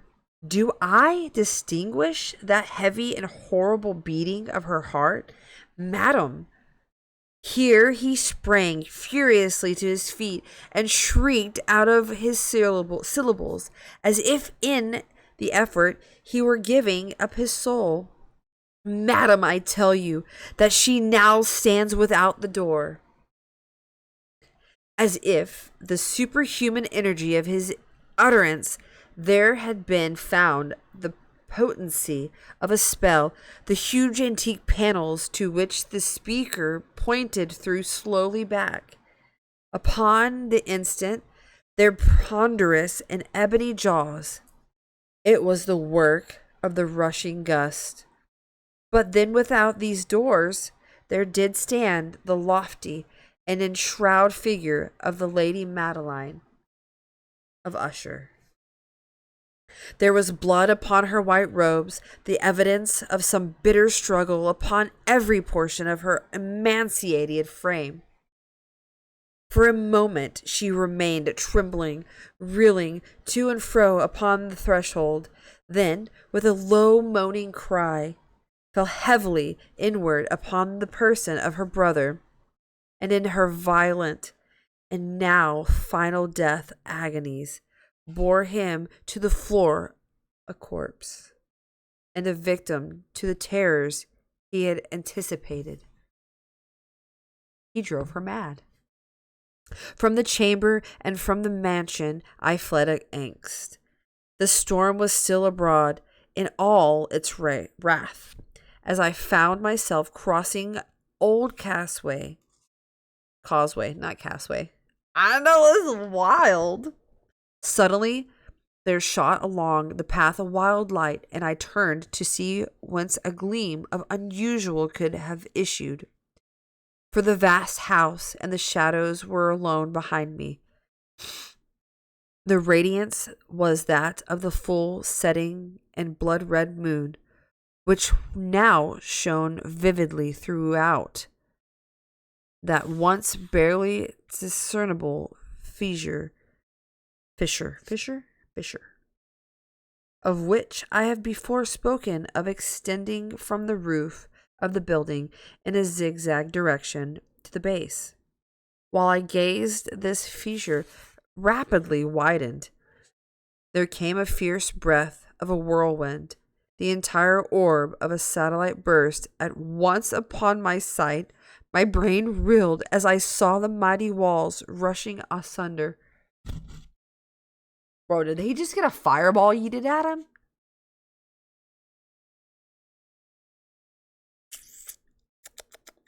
There was a long, tumultuous shouting sound like the voice of 1,000 waters, and the deep and dank tarn at my feet closed sullenly and silently over the fragments of the house of Usher.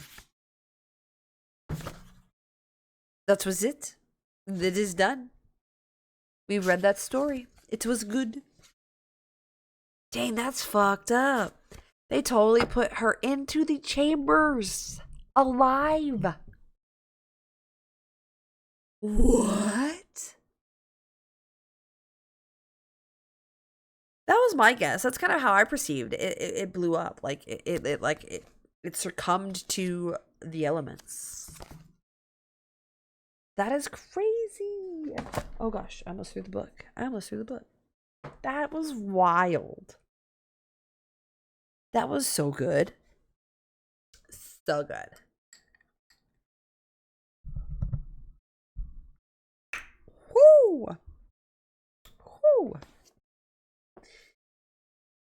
Oh, thanks. I appreciate it.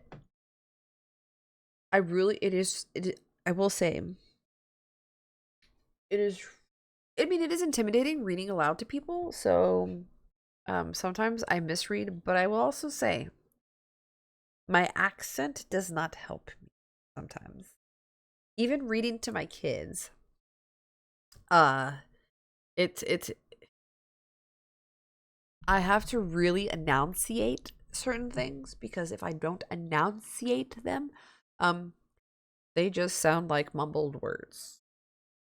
Like if you're listening to a Cajun speak, like a deep South Cajun speak, then yeah, it just all goes together. So where is ESO? I think it's on Steam. I think I could play a little bit of ESO, maybe do a quest or two, maybe just get lost. I don't know. Oh, I appreciate it, Bickley. Thanks for chilling with me. I might read another story later. I do need to figure out what manga, because I'm totally down to read a manga. Maybe we should start a manga series.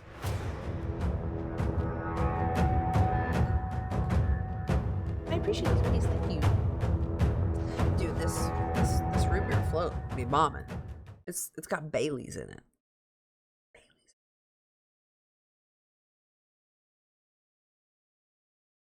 Baileys. Alright. Ooh. We just gotta figure out what manga to read. I think a manga would be fun. And then I do want to do a manga night in the community.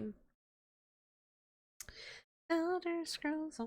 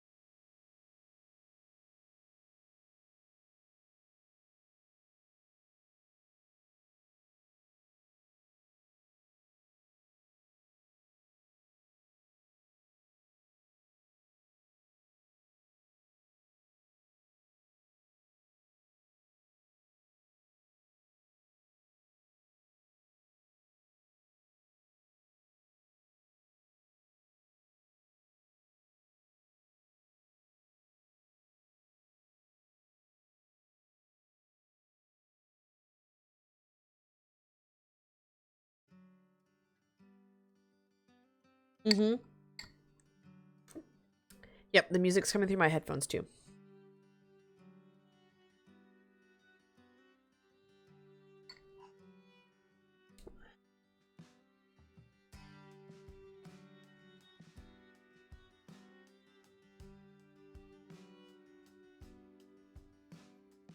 You took a train to the south side of Boston. You showed me where your old man stayed. Took 28 years of blood. I was lost in the field. Oh man, I thought I installed it. God dang it. Yeah, it is coming through my headphones too. I have like it's called a spring folk songs. Hopefully fucking Twitch isn't gonna be a douche canoe about it. Because I pay for Apple Music. I pay for Apple Music, okay?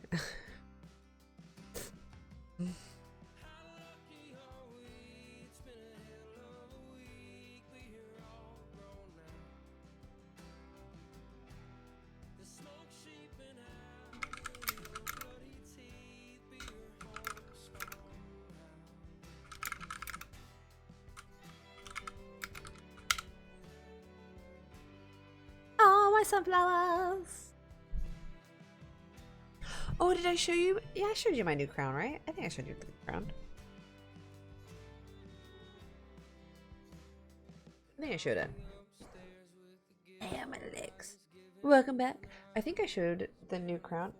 Did it turn off? What the hell? Oh my god, Patrick! It's me, Patrick.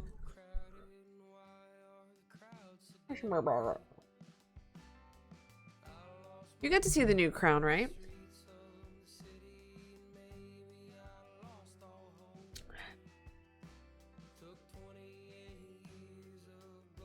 Oh, apparently I won't even get to do. Mud, shut up.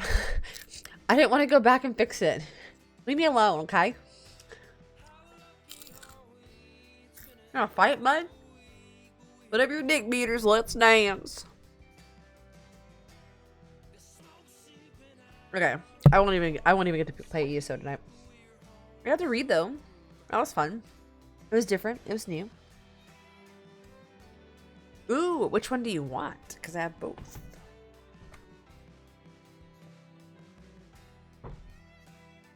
So here is my OG. This is my OG one. This is the new one. It's a little more delicate and dainty. And it's got ribbons. Which one do you want? The old or the new? The OG or the NG? I don't know what you would do.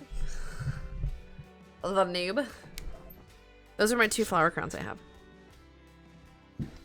So I updated it in Steam, but apparently I didn't update, like, whatever. Whatever.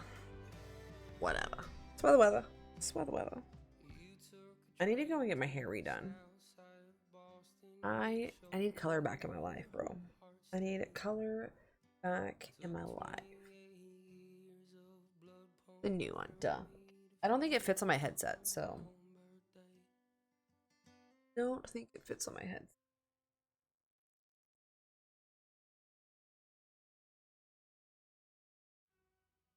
I love them both. I actually got this one at the Renaissance Fair last year. And then, yeah, it barely fits on my headset. That's okay. I also got a yellow kilt, too, from the Renaissance Fair.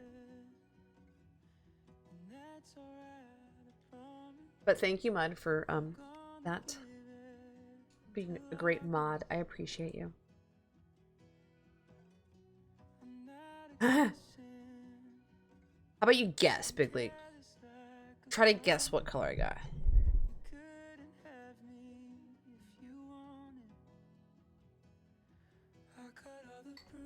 Also, fun fact. When I bought it, I was a little bit thicker. Yeah. And now it doesn't fit me as properly as it should.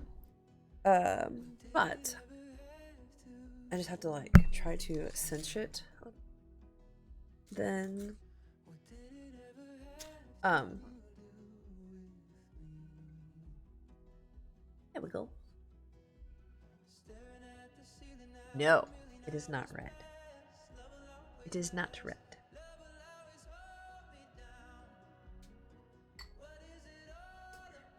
That's really good. I would have never thought to put Bailey's in a root beer float. Like, so dangerous. So dangerous.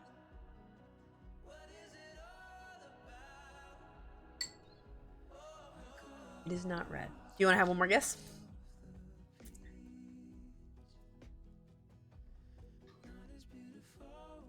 I'm waiting for my ESO to update. I might be on a little later then. Thanks. I love it. I love it. I like that it's like, it's bright because it's got like the yellows and the blues, but it's also like nature colors too, if that makes sense. It's not black.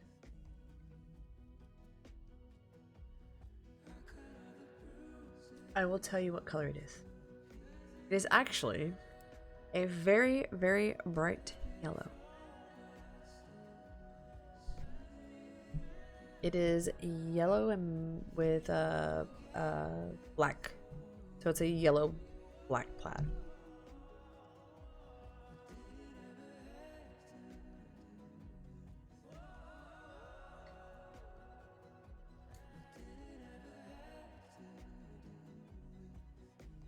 A good yellow. I dropped a piece of popcorn. My dog's gonna get it. I hope. Unless.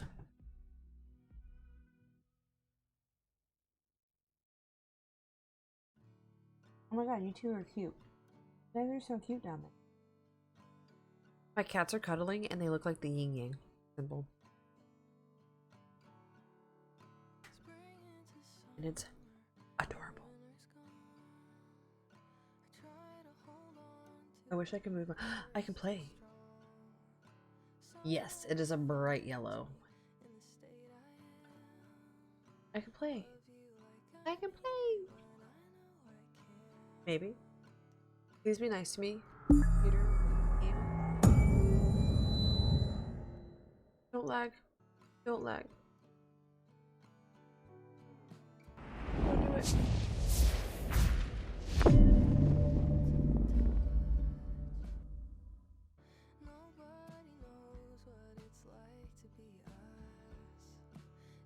Oh no.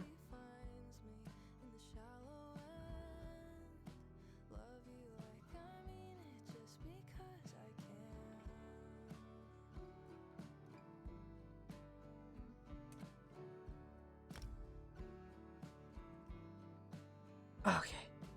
I was scared. I was nervous. I'm sorry. I was paused. I was like, I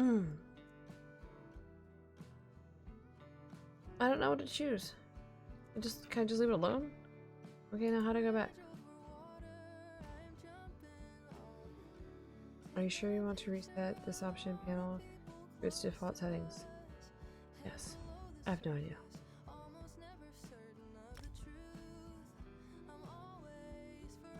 Okay, well, how do I continue? Oh, X, duh. Oh my gosh. Oh my gosh. Yep, it's bright.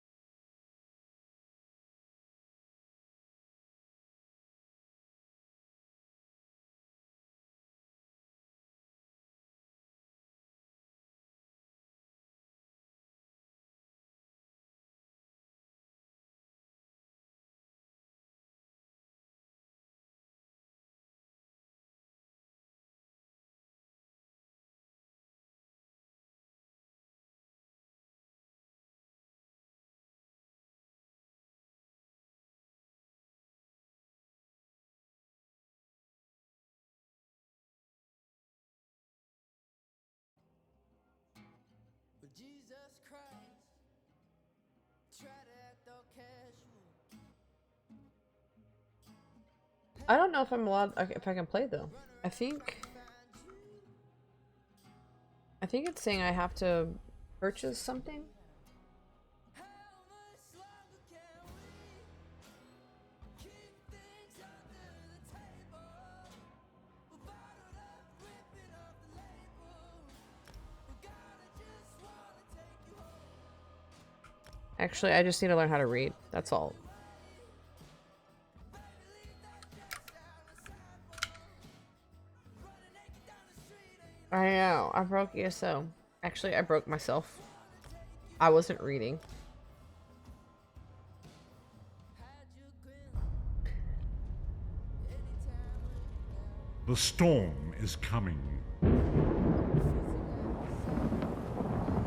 As the imperial throne lies empty, the scent of war swirls in the air.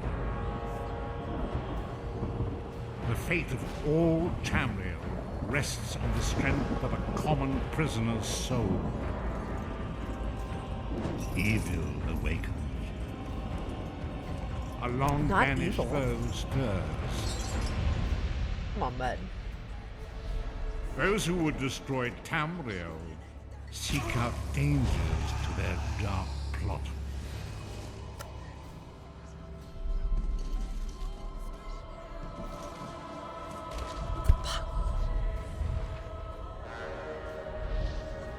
And so death's long arm reaches out. Oh, shit! It is the 582nd year of the Second Era. The drums of war are sounding. This is where our journey begins. This is where our journey begins.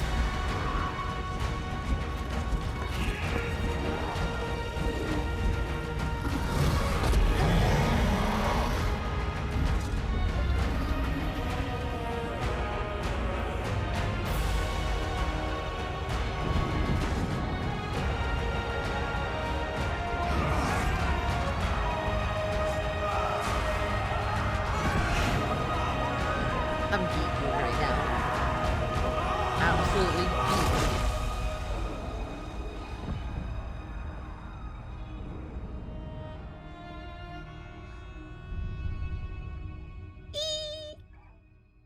I'm so geeked right now. Geeked right, bro. Look, this is my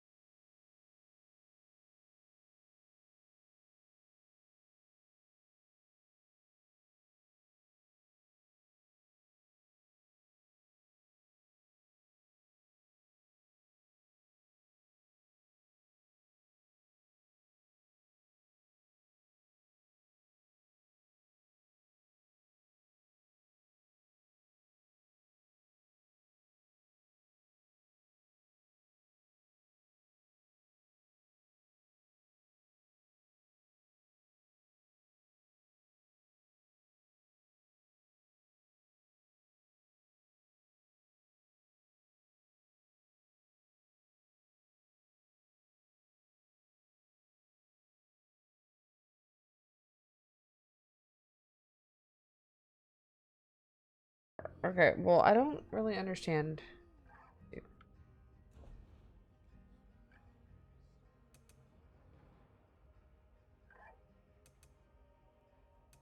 I'm like muscular and thick. Where do I do that at? Like right here? I don't know how to change my class. I don't know what I'm doing. I'm a noob, okay? But I'm muscle thick. Oh, I don't like that face, bro.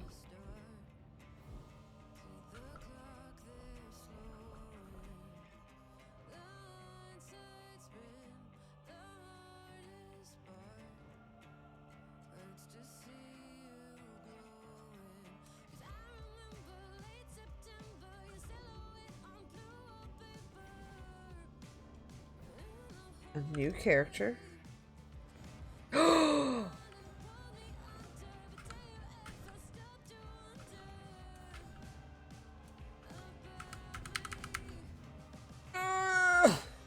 I don't know how I just did that.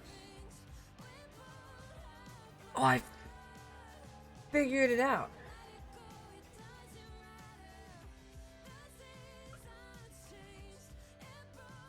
Maybe.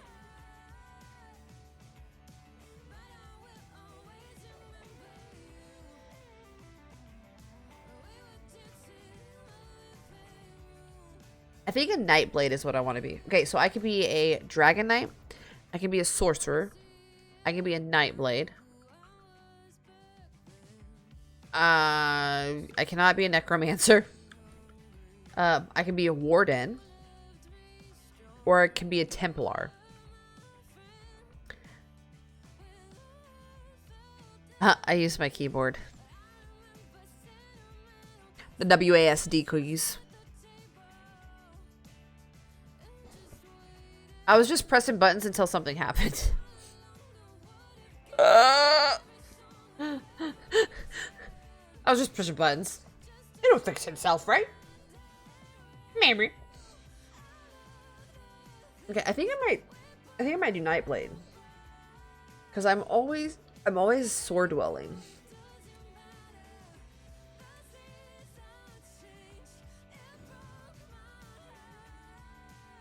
So a Nightblade. Nightblades are adventurers and opportunists with a gift for getting in and out of trouble. That is an understatement. Relying variously on stealth, blades, and speed, Nightblades thrive on conflict and misfortune, trusting to their luck and cunning to survive. That's a Nightblade. That's like at the top of my list right now. A Nightblade.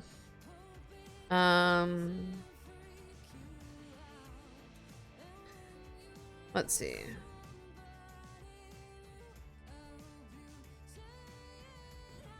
A sorcerer. Sorcerers can use conjuration and destruction spells to hurl lightning bolts and create shock fields. Wield dark magic to snare and stun and summon Daedric combat followers from oblivion to assist them. That sounds like some solo leveling type of shit right there. Like bringing people back or something. That's kind of cool. But I will say though, I don't think I'm totally a Nightblade. Like I feel like I shouldn't even be looking at these because like Nightblade is my heart. Like I will fucking fight you. Okay? I will fucking fight.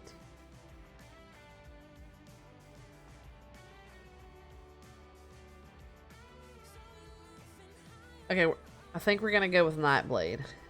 I think we're going with Nightblade. Select Nightblade. All right, we did it. I did it. Yes, let's go.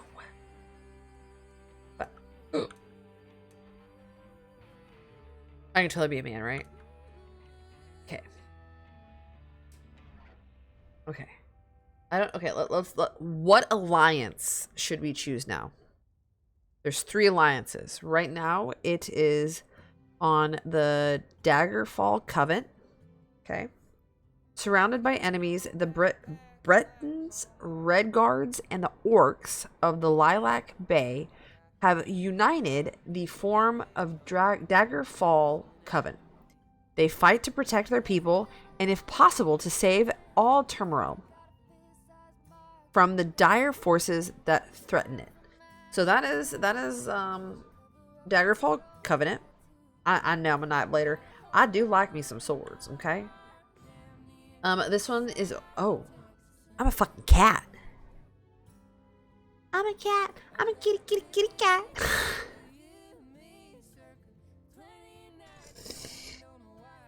Kitty, kitty, kitty, here, kitty, kitty, kitty. Okay. Sorry, cats. I'm not talking to you guys. Hey, Tina Winner. Hi, kitty, kitty, kitty, kitty. Okay. Anyways, sorry. I digress. This one is the Aldmir Dominion. Believing only they can counter the threat of Tamriel, the elder races have founded the Aldmir Dominion. High elves, wood elves, and the feline Khajiit have formed an alliance of mysticism, cunning, and ferocity. So there's that. This one is the Ebonheart Pact. I'm a fucking lizard! Fucking lizard!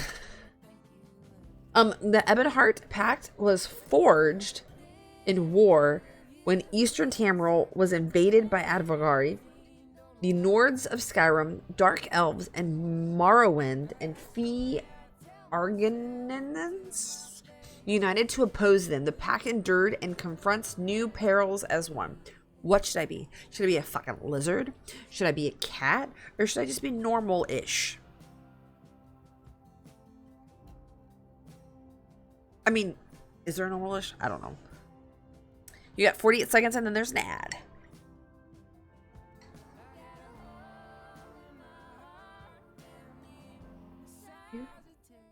Ah, weena weena. Okay, alright, regular person. Alright, got it. There we go. Well, I'm a regular-ish. It's like an elf-ish. I got pointy ears, which is kind of cute. Hey. Okay. So now, this is where I choose my race.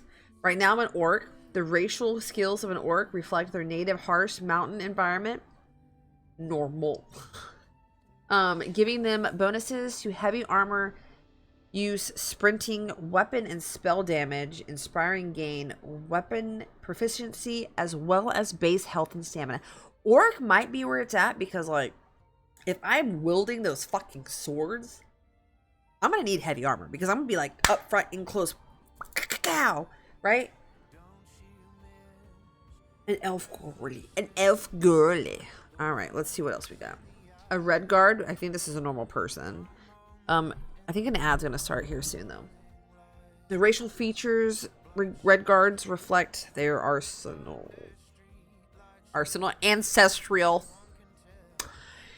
Get out of here! I need to learn to read.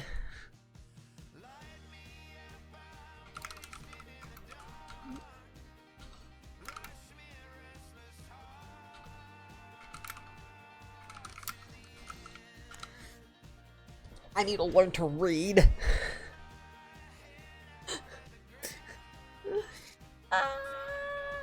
Okay. So, stamina recovery, giving them bonuses to shields, base stamina, stamina recovery, movement, duration of effects from food. We can eat in this game?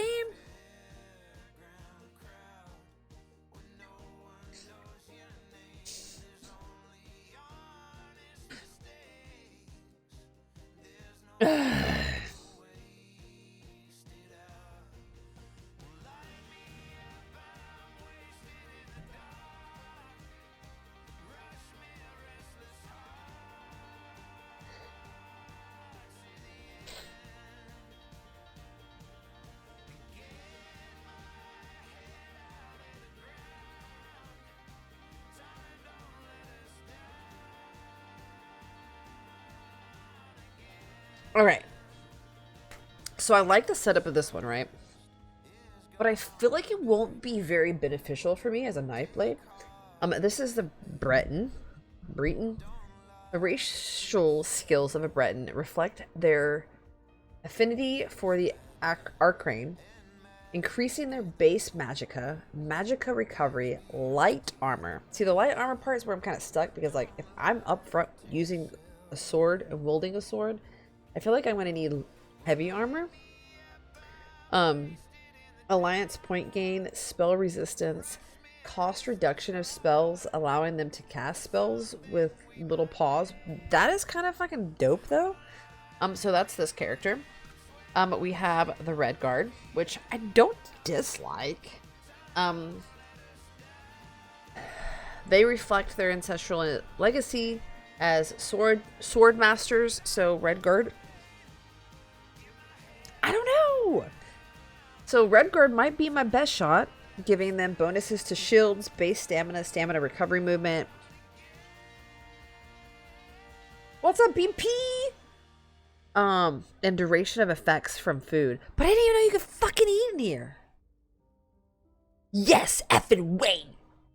I'm an aliver. Yeah, I am totally aliver. Pinch me, I'm dreaming. I'm great. How are you, BP? Are we going with Red Guard? But I didn't know you could eat in here. But as a sword dweller, like, I feel like Red Guard's where it's at. But then, what, you got a Breton? Okay, all right, I'll keep going. Okay, so this one is an orc. We already read orc. Orc is not in my demeanor, and I cannot get Imperial on PC. I'm here. I am here. I'm alive. I'm chilling. Yep, I'm getting back into it. I'm actually switching more to like a cozy vibe. Alright, so we're going with Breton. Bigly? Is that what we're doing? Yeah. Orc is definitely the worst. I definitely do not see myself as an orc. So we're going with Breton? Thanks. Well, I will say the light armor will be great though, because I can move faster.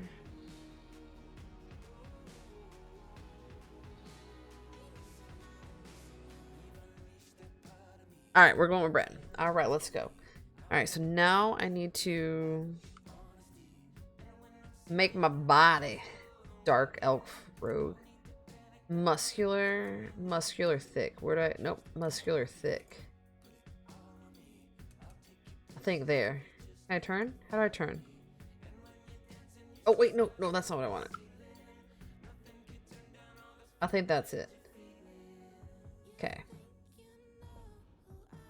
Height, I need to be tiny because I'm tiny. I'm fun size. Skin color, I'm not super tan. Body markings. Oh, absolutely tattoos. Ooh.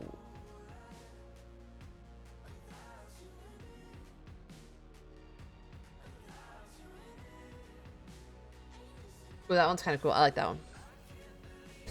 Does that mean I need a chest tattoo now? Just get chest tattooed up. Torso size.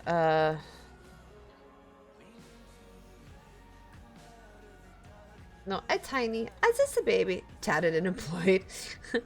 Chest size. No.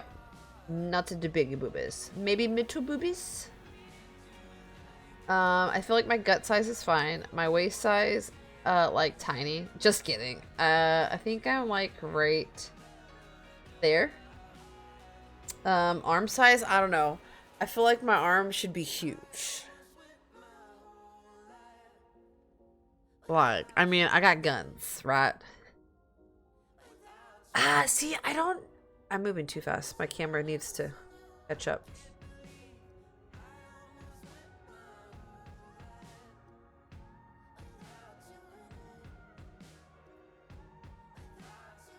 I moved too fast.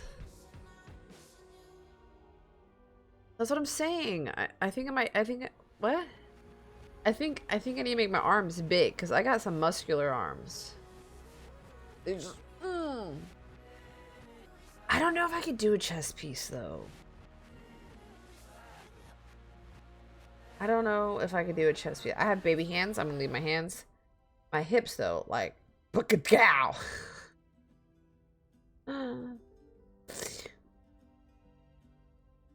are you, BP? How have you been? Posterior dimensions, I think I'm gonna leave that alone. My leg sizes, I have thick thighs, so we're gonna go up a little bit. Foot size, I'm just gonna leave it alone. Alright, let's go on.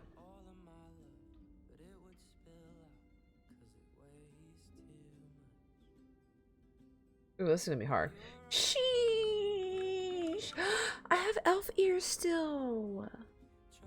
Oh my god! I think right there. I think that right there is good.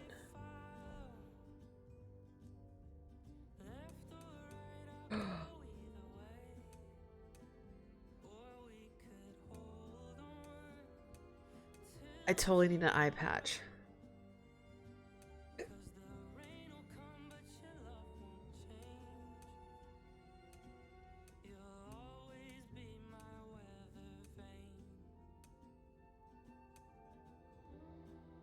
I don't know what to pick. Oh, it's the biggest flower. Oh, it's a purple flower. I don't know how I feel about that. I like that.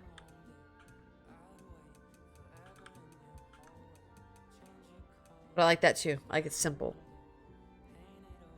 Ooh, why was it so hard? Arg. Look and all. Arg. Arg.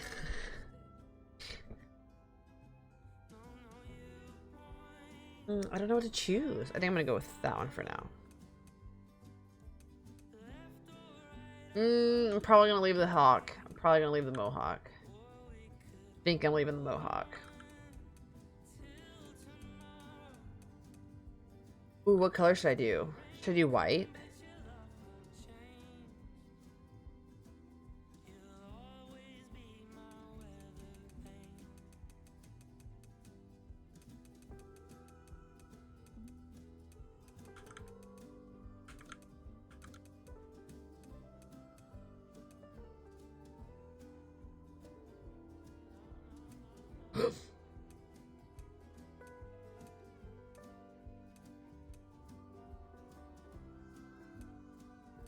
Oh my gosh. Ooh, I like that red.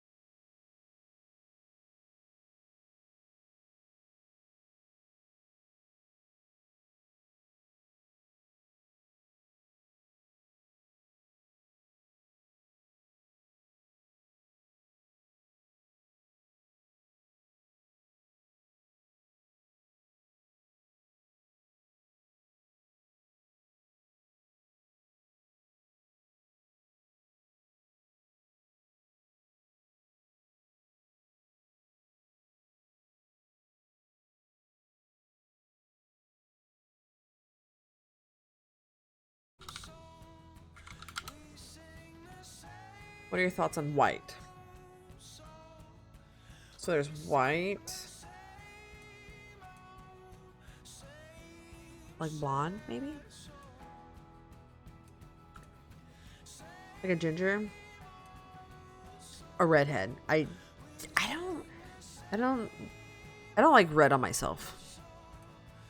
A brownish, maybe?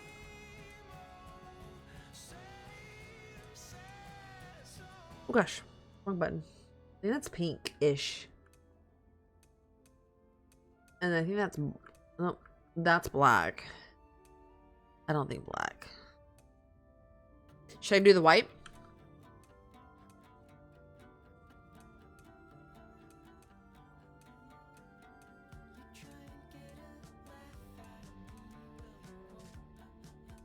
Dark brown is nice.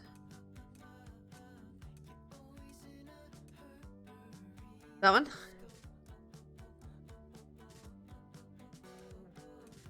I think that's dark brown.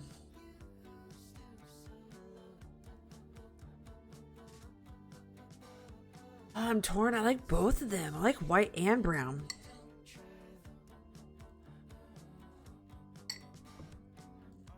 Dude, that float was bomb.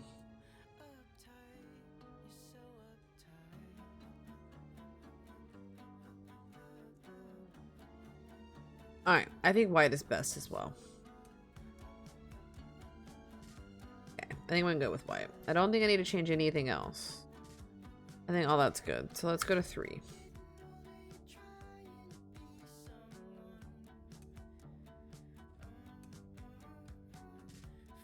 How do I hear the voice? Oh.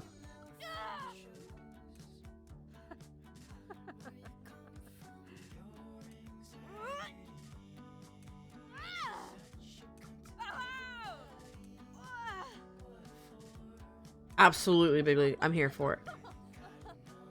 I think I like that voice.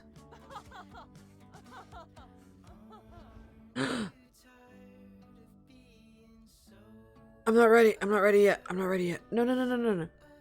Cancel. I'm not ready yet.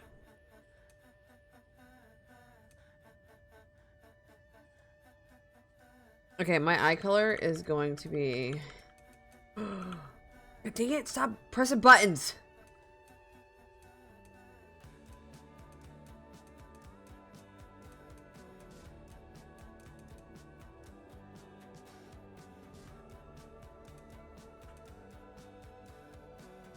White eyes?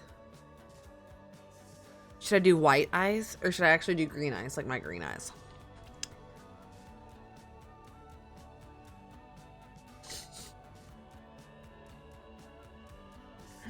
I should do big eyes. Since I have big eyes, I should totally make it have big eyes. I feel like some big ol' eyes.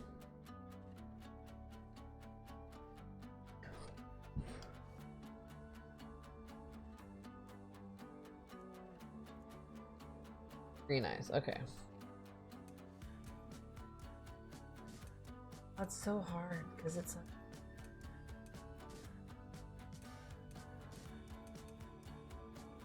God dang it, wrong button. I think that's green. You can't even tell there. I think those are green.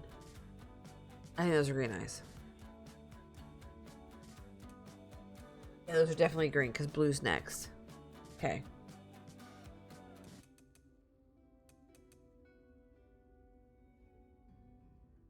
Ooh, Raising Cane's is good. Oh, I don't think I can make big eyes. Stop pushing the wrong button. Alright, I have it maxed out, but I don't feel like anything happened. I do feel like I need to change my eyebrows a little bit. Ooh, those are perfect. I think my nose shape is fine. Mouth height's fine. Ooh, my lip fullness. I need thick lips. I got some thick old lips right there. Perfection. Perfection. Absolute perfection. Chef's kiss. I think we're done. I think we're good. I think we got our character.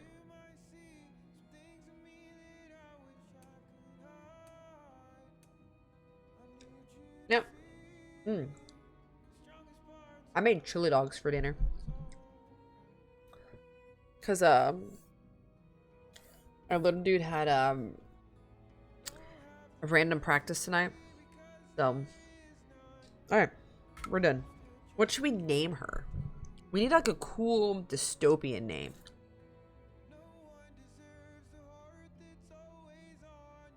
So hard. Or should I just name her Emperor Princess? I can name her Emperor Princess.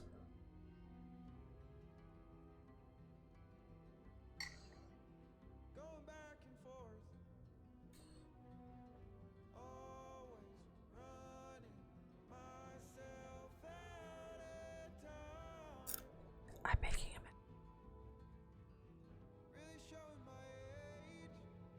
I need an ASMR button. Do I have one of those? I don't know if I have one of those. As a channel point redemption. That'd be cool if I did.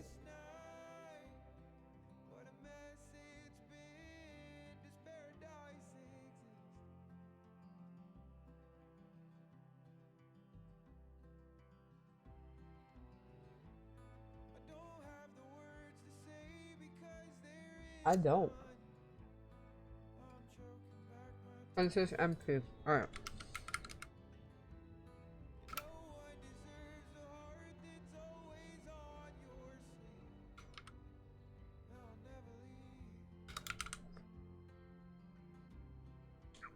Ooh, that's cute. I like that.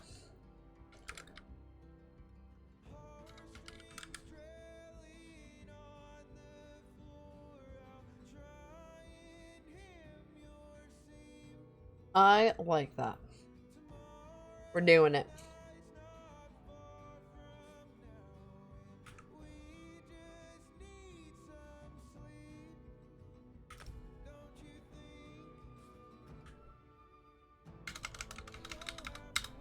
It is. Why are you not?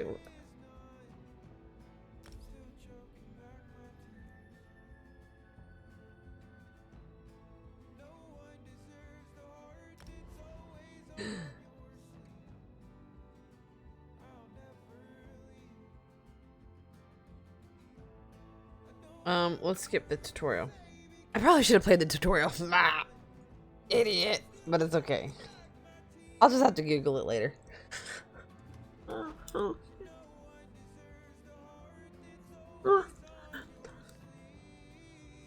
I probably should have played through the tutorial.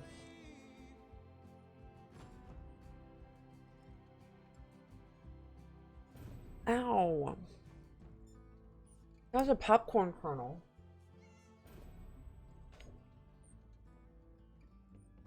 Wait.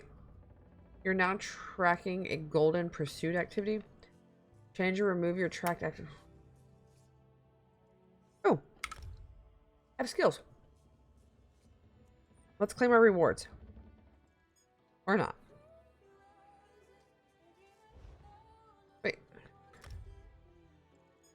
Okay, well, let me put them in.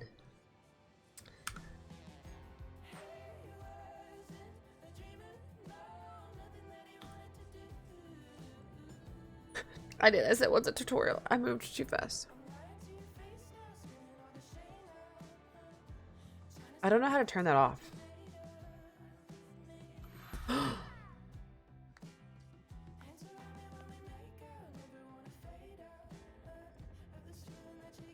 Oh, yeah, that's awesome. Wait. Oh, I got a reward? I got a reward! I got a reward! Wait.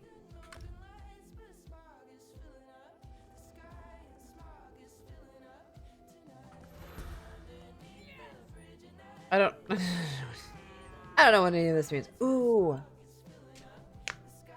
I got 2 attribute points. Where should I put them? Should I do 1 in stamina and 1 in health? Should I put them both in health? Both in stamina. The possibilities are endless. I really do need to make like an ASMR channel point redemption. Oh no, I keep dropping my popcorn. This makes me sad. I don't know. Part of me wants to put like both of them in health. Dang, look, I'm rags and riches right now. Rags and riches. My character be looking rough.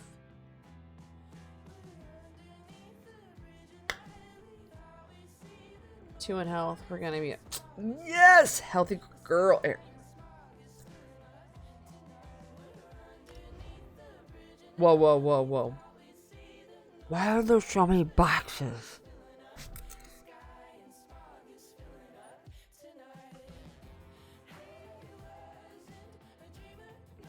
Whoa, whoa, whoa. Wait.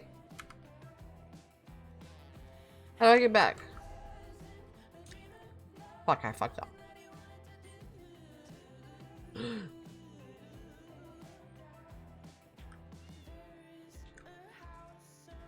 Where's the cat?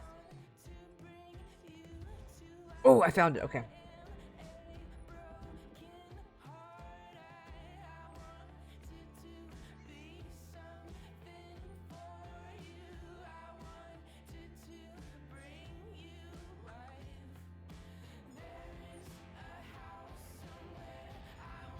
Okay, now I just gotta figure out how to do it.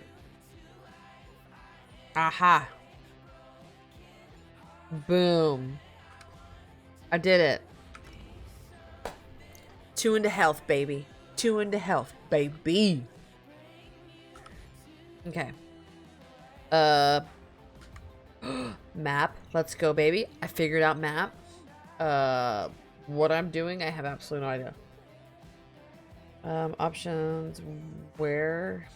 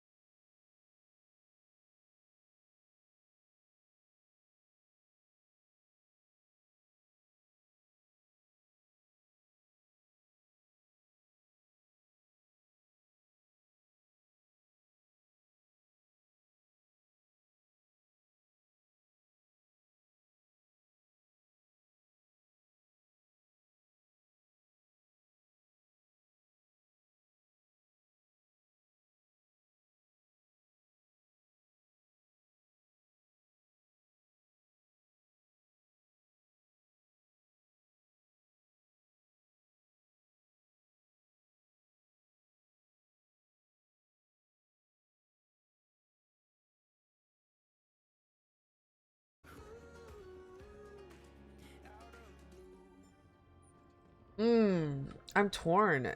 Ooh.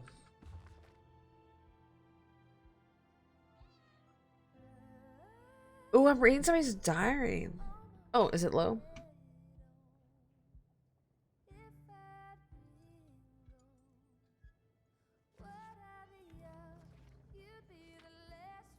Okay.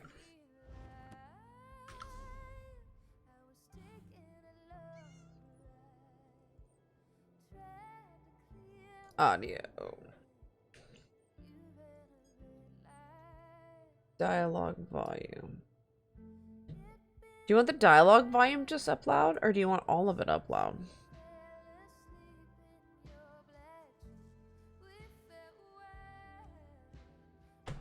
Ow!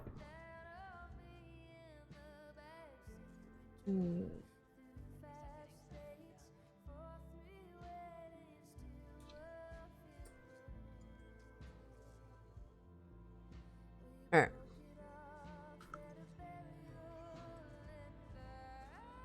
Let's see if that's loud enough when I go back to talk to her. I gotta find my way out of here and go talk to... I really almost cut a cat.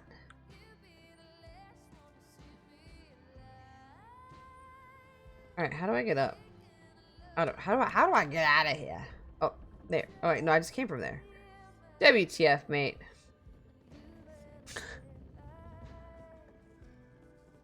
Okay. Let's go.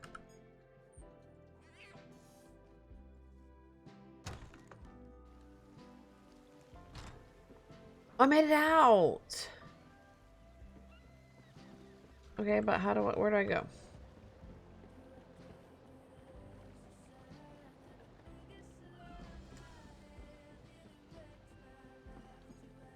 I think I'm going the right way. I think I have to go to that white dot.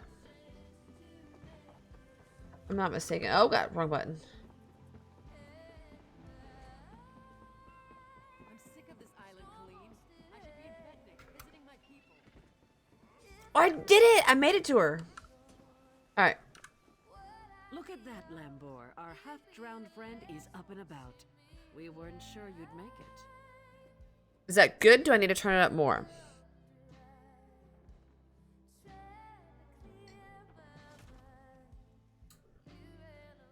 Really? I just fished you out of the water. Master Kassan got you breathing again. The important thing is you're alive. But if you're feeling grateful, I could use some help. Cheers to that.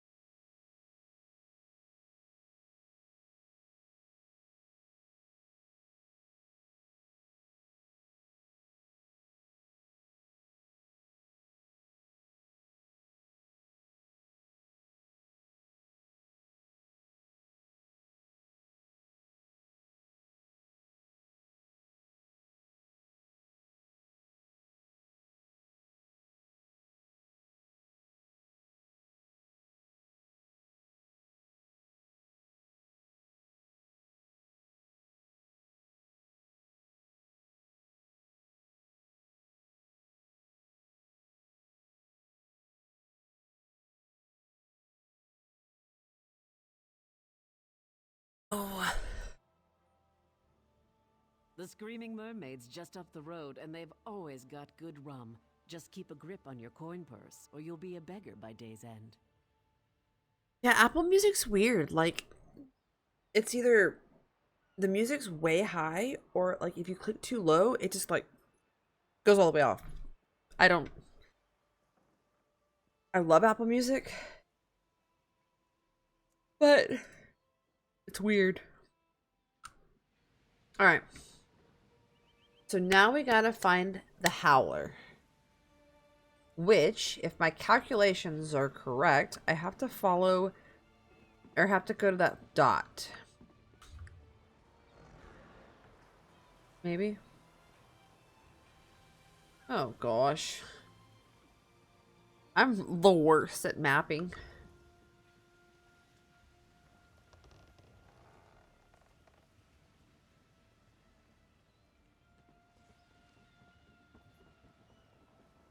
Did I mark it?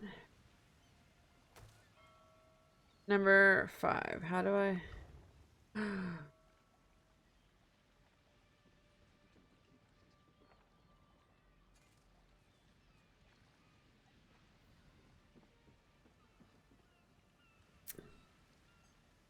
Okay, but how do I...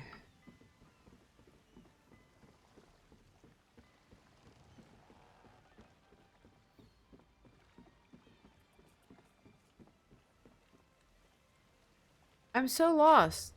How do I get over there? I have to get over there.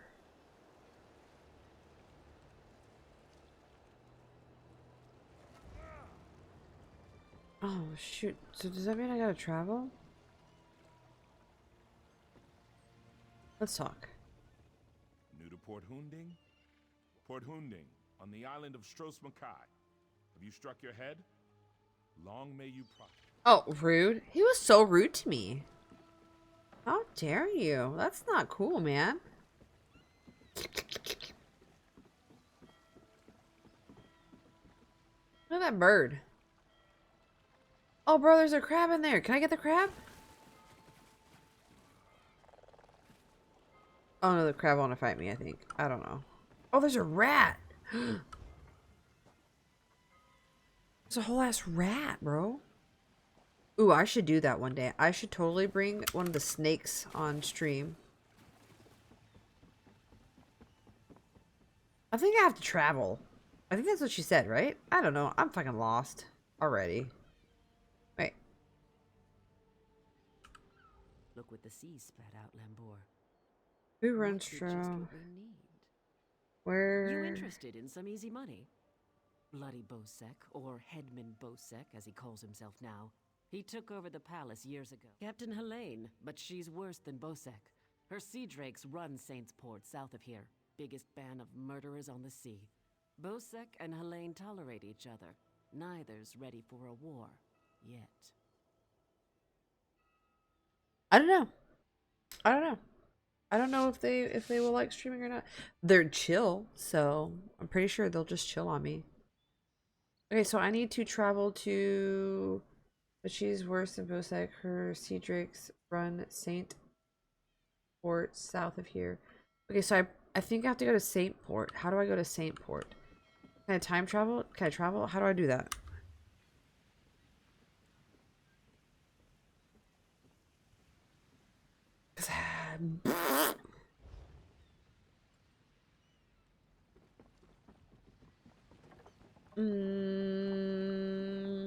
We have 4. We have 4 snakes. I'll be at this a while. Ooh.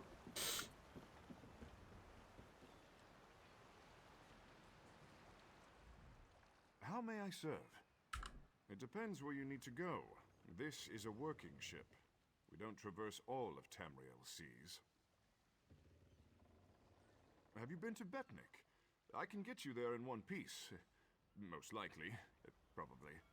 Well, Daggerfall. You shall find there everything you need, and then some. Have you been to Betnik? I can get you there in one piece. Okay. Most likely. No.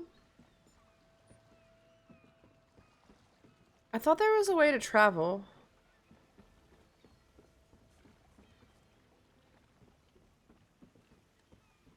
I don't know. I haven't had the. I think I got the snakes after I stopped streaming, so they haven't been on stream. They have participated in D&D campaigns though, so there's that. Like they would just chill on the D&D kids as they played. Three Thrones Defender. Yeah, I need to go out that way. I wonder if I can. I know I can fast travel eventually.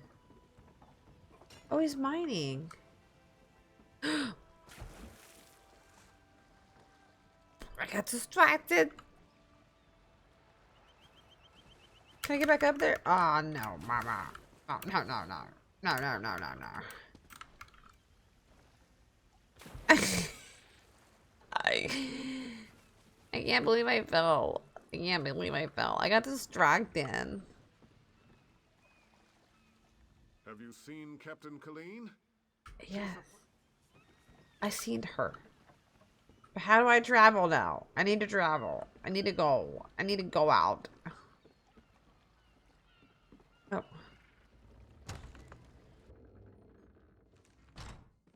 Okay, well, like, how do I get there? Okay. What is that? What is this?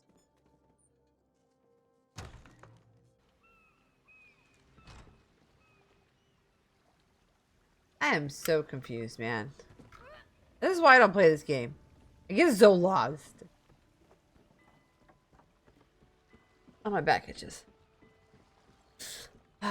Well, I guess I won't get a quest done today. But that's okay. We at least got my character put together, which was dope. And I got a story read. I'm in the middle of something. Oh, I can't wait to get an animal to ride. Oh, man.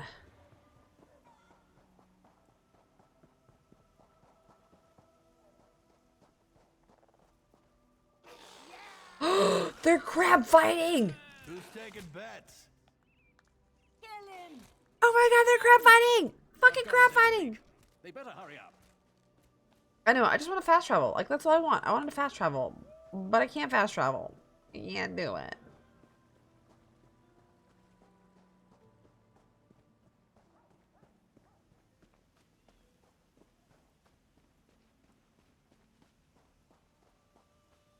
Alright. Oh, I thought I'm dumb. I thought that was an elephant. Oh my god, what an idiot.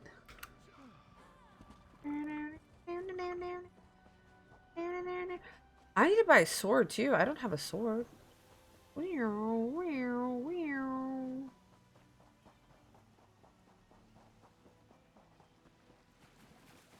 What if that crab attacked me? Don't mind me, I'm just swimming.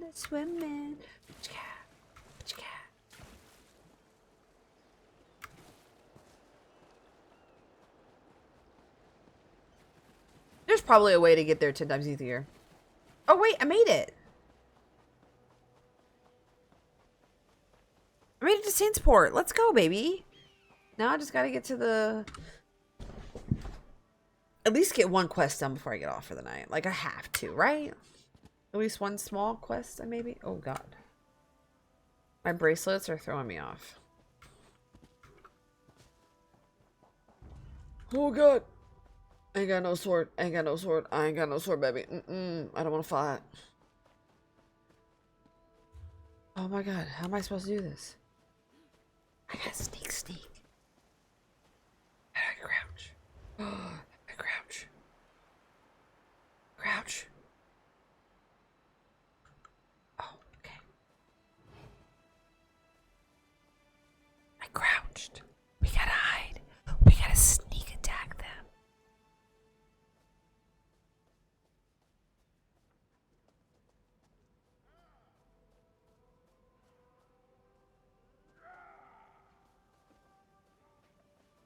Where are they hiding? I think eventually I'm gonna have to fight though. But I don't have a good sword. So I'm nervous. I'm very nervous because I'm just a baby, okay?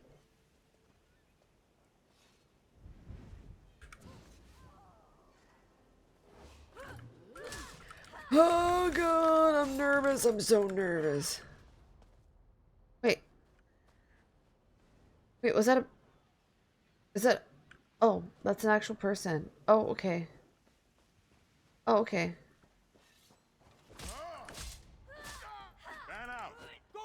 Ah! Oh god.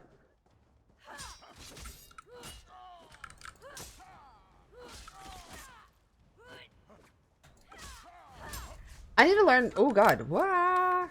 Somebody's doing arrow attacks on me.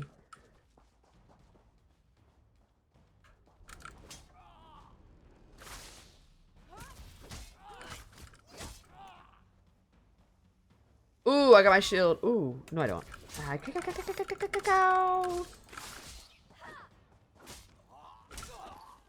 Okay. Alright.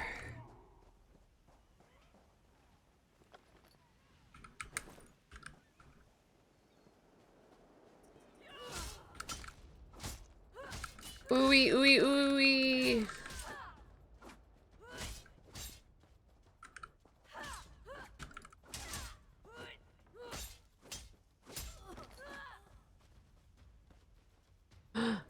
You can search a rat? Oh my god. That's gross. Ew. Alright, so I can put the disguise on. Where do I find the disguise though?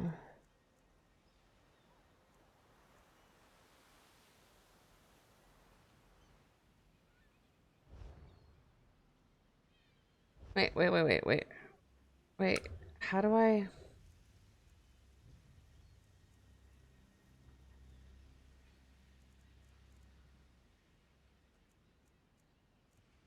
It said that I could put my search. This... Oh, that's not... Okay.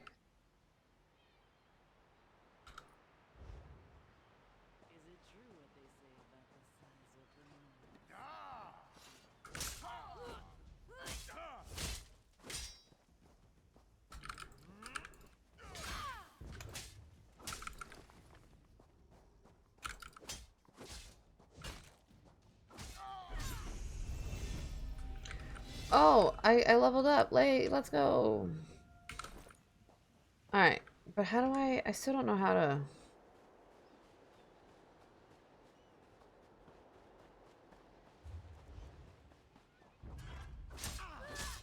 I'm just running around killing people. I'm not really doing a very good job here. Ow.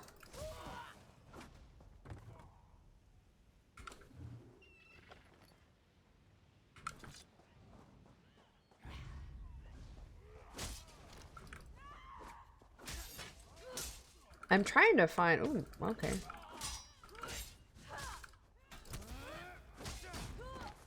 Oh, you bitch. Okay. I'm up to a 4. Let's go. Oh god, oh god! I don't want to be shot.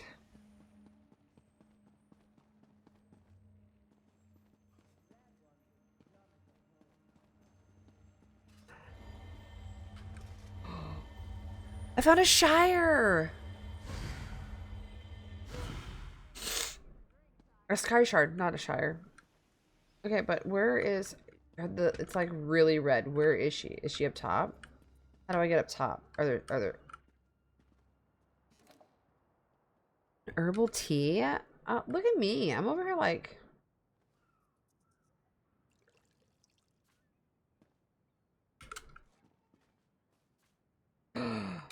I'm over here just like looting it up, bro.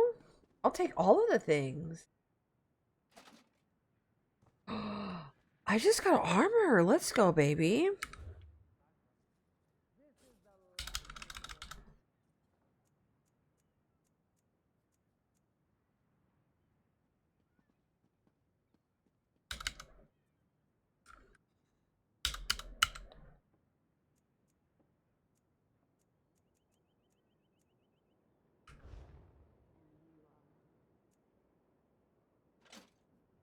I just got armor. Let's go.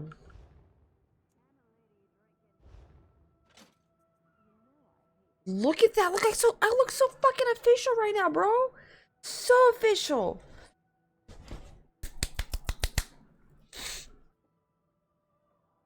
Let's go.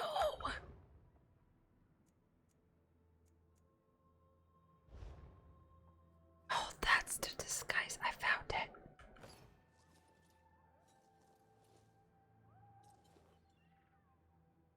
Okay. I think. Well, let me go ahead and claim my awards right here.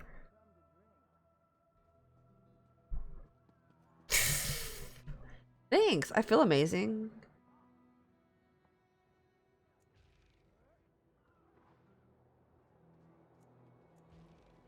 Ooh, I think I'm gonna take iron legs.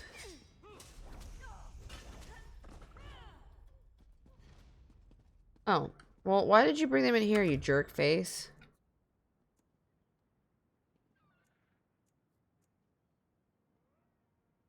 I don't know what I'm doing.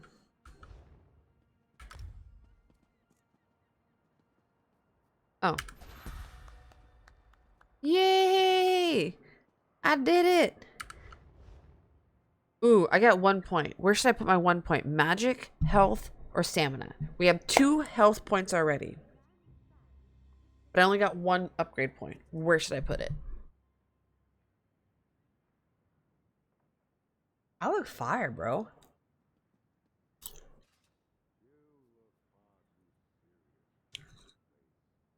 I'm gonna go find this one person. I'm probably gonna get off for the night, but I'll be back on Friday night. Probably play more ESO. Probably get fucking lost.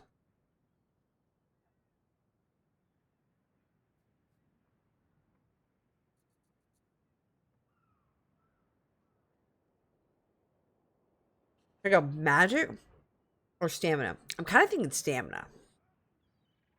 I'm thinking maybe 1 to stamina.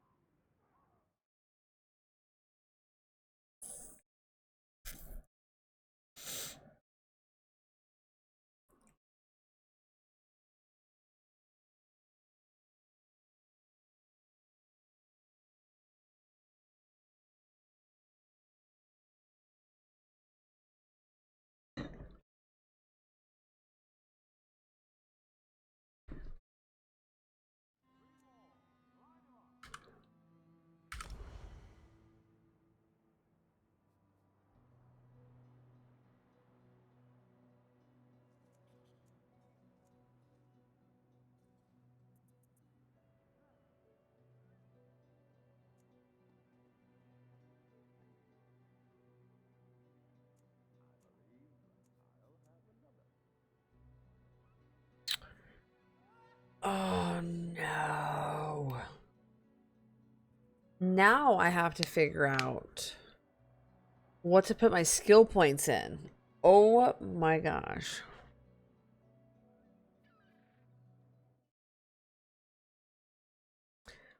All right. I'll do my skill points later then. Let's go see if we can find her.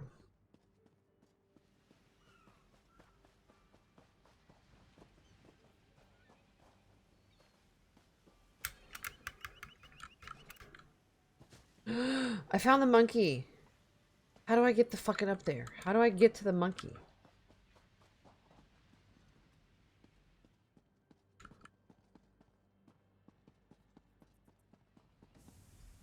Oh, you aren't at all what I was expecting.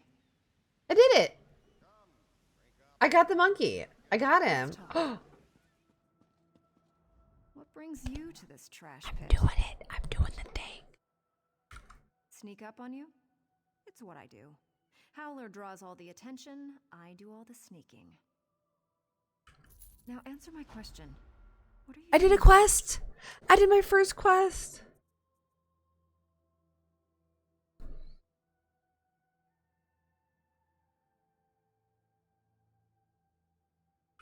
My ship may I be did a it. pile of I did my junk, first but my quest. crew's That means I can alive get off and for the night. Captain Helene has them. I won't leave without. I didn't expect to get. Ow! Fuck you, cat. Remind me to thank Colleen when we're done here. Really, Tina? I put my foot down on my freaking stool thing underneath my desk. I'm And going to disguise my crew as sea drakes. Take these. Look for hampers. and with she clothes, went or keep sea drakes in theirs. right into Learn my the foot. skills and you'll It look hurt. just lovely. Oh, do watch out for the sea drakes with torches. Remember, you can take clothes from hampers or off-dead sea drakes.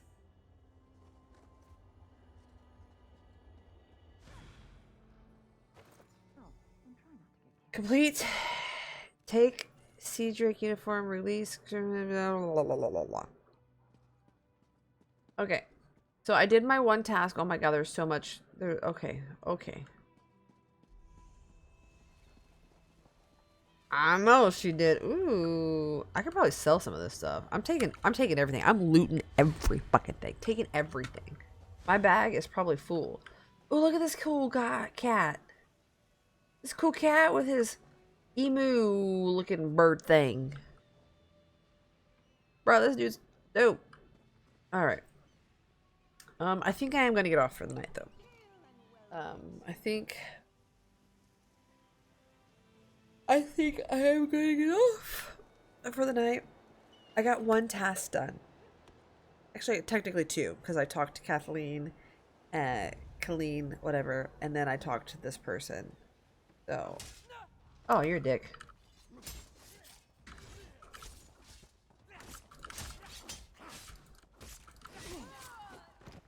Good job. Ooh, mushrooms. Sorry, I got distracted by mushrooms. Blue mushrooms. Alright. I need to go hide somewhere so I don't die. Maybe by the beach? I don't know. Will I die if I don't think I'll die. I really don't know, to be honest with you. I'm just nervous. I don't want to die.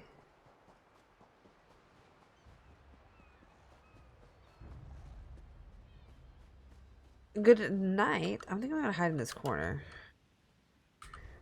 Okay, I think I'm gonna hide in this corner. Alright.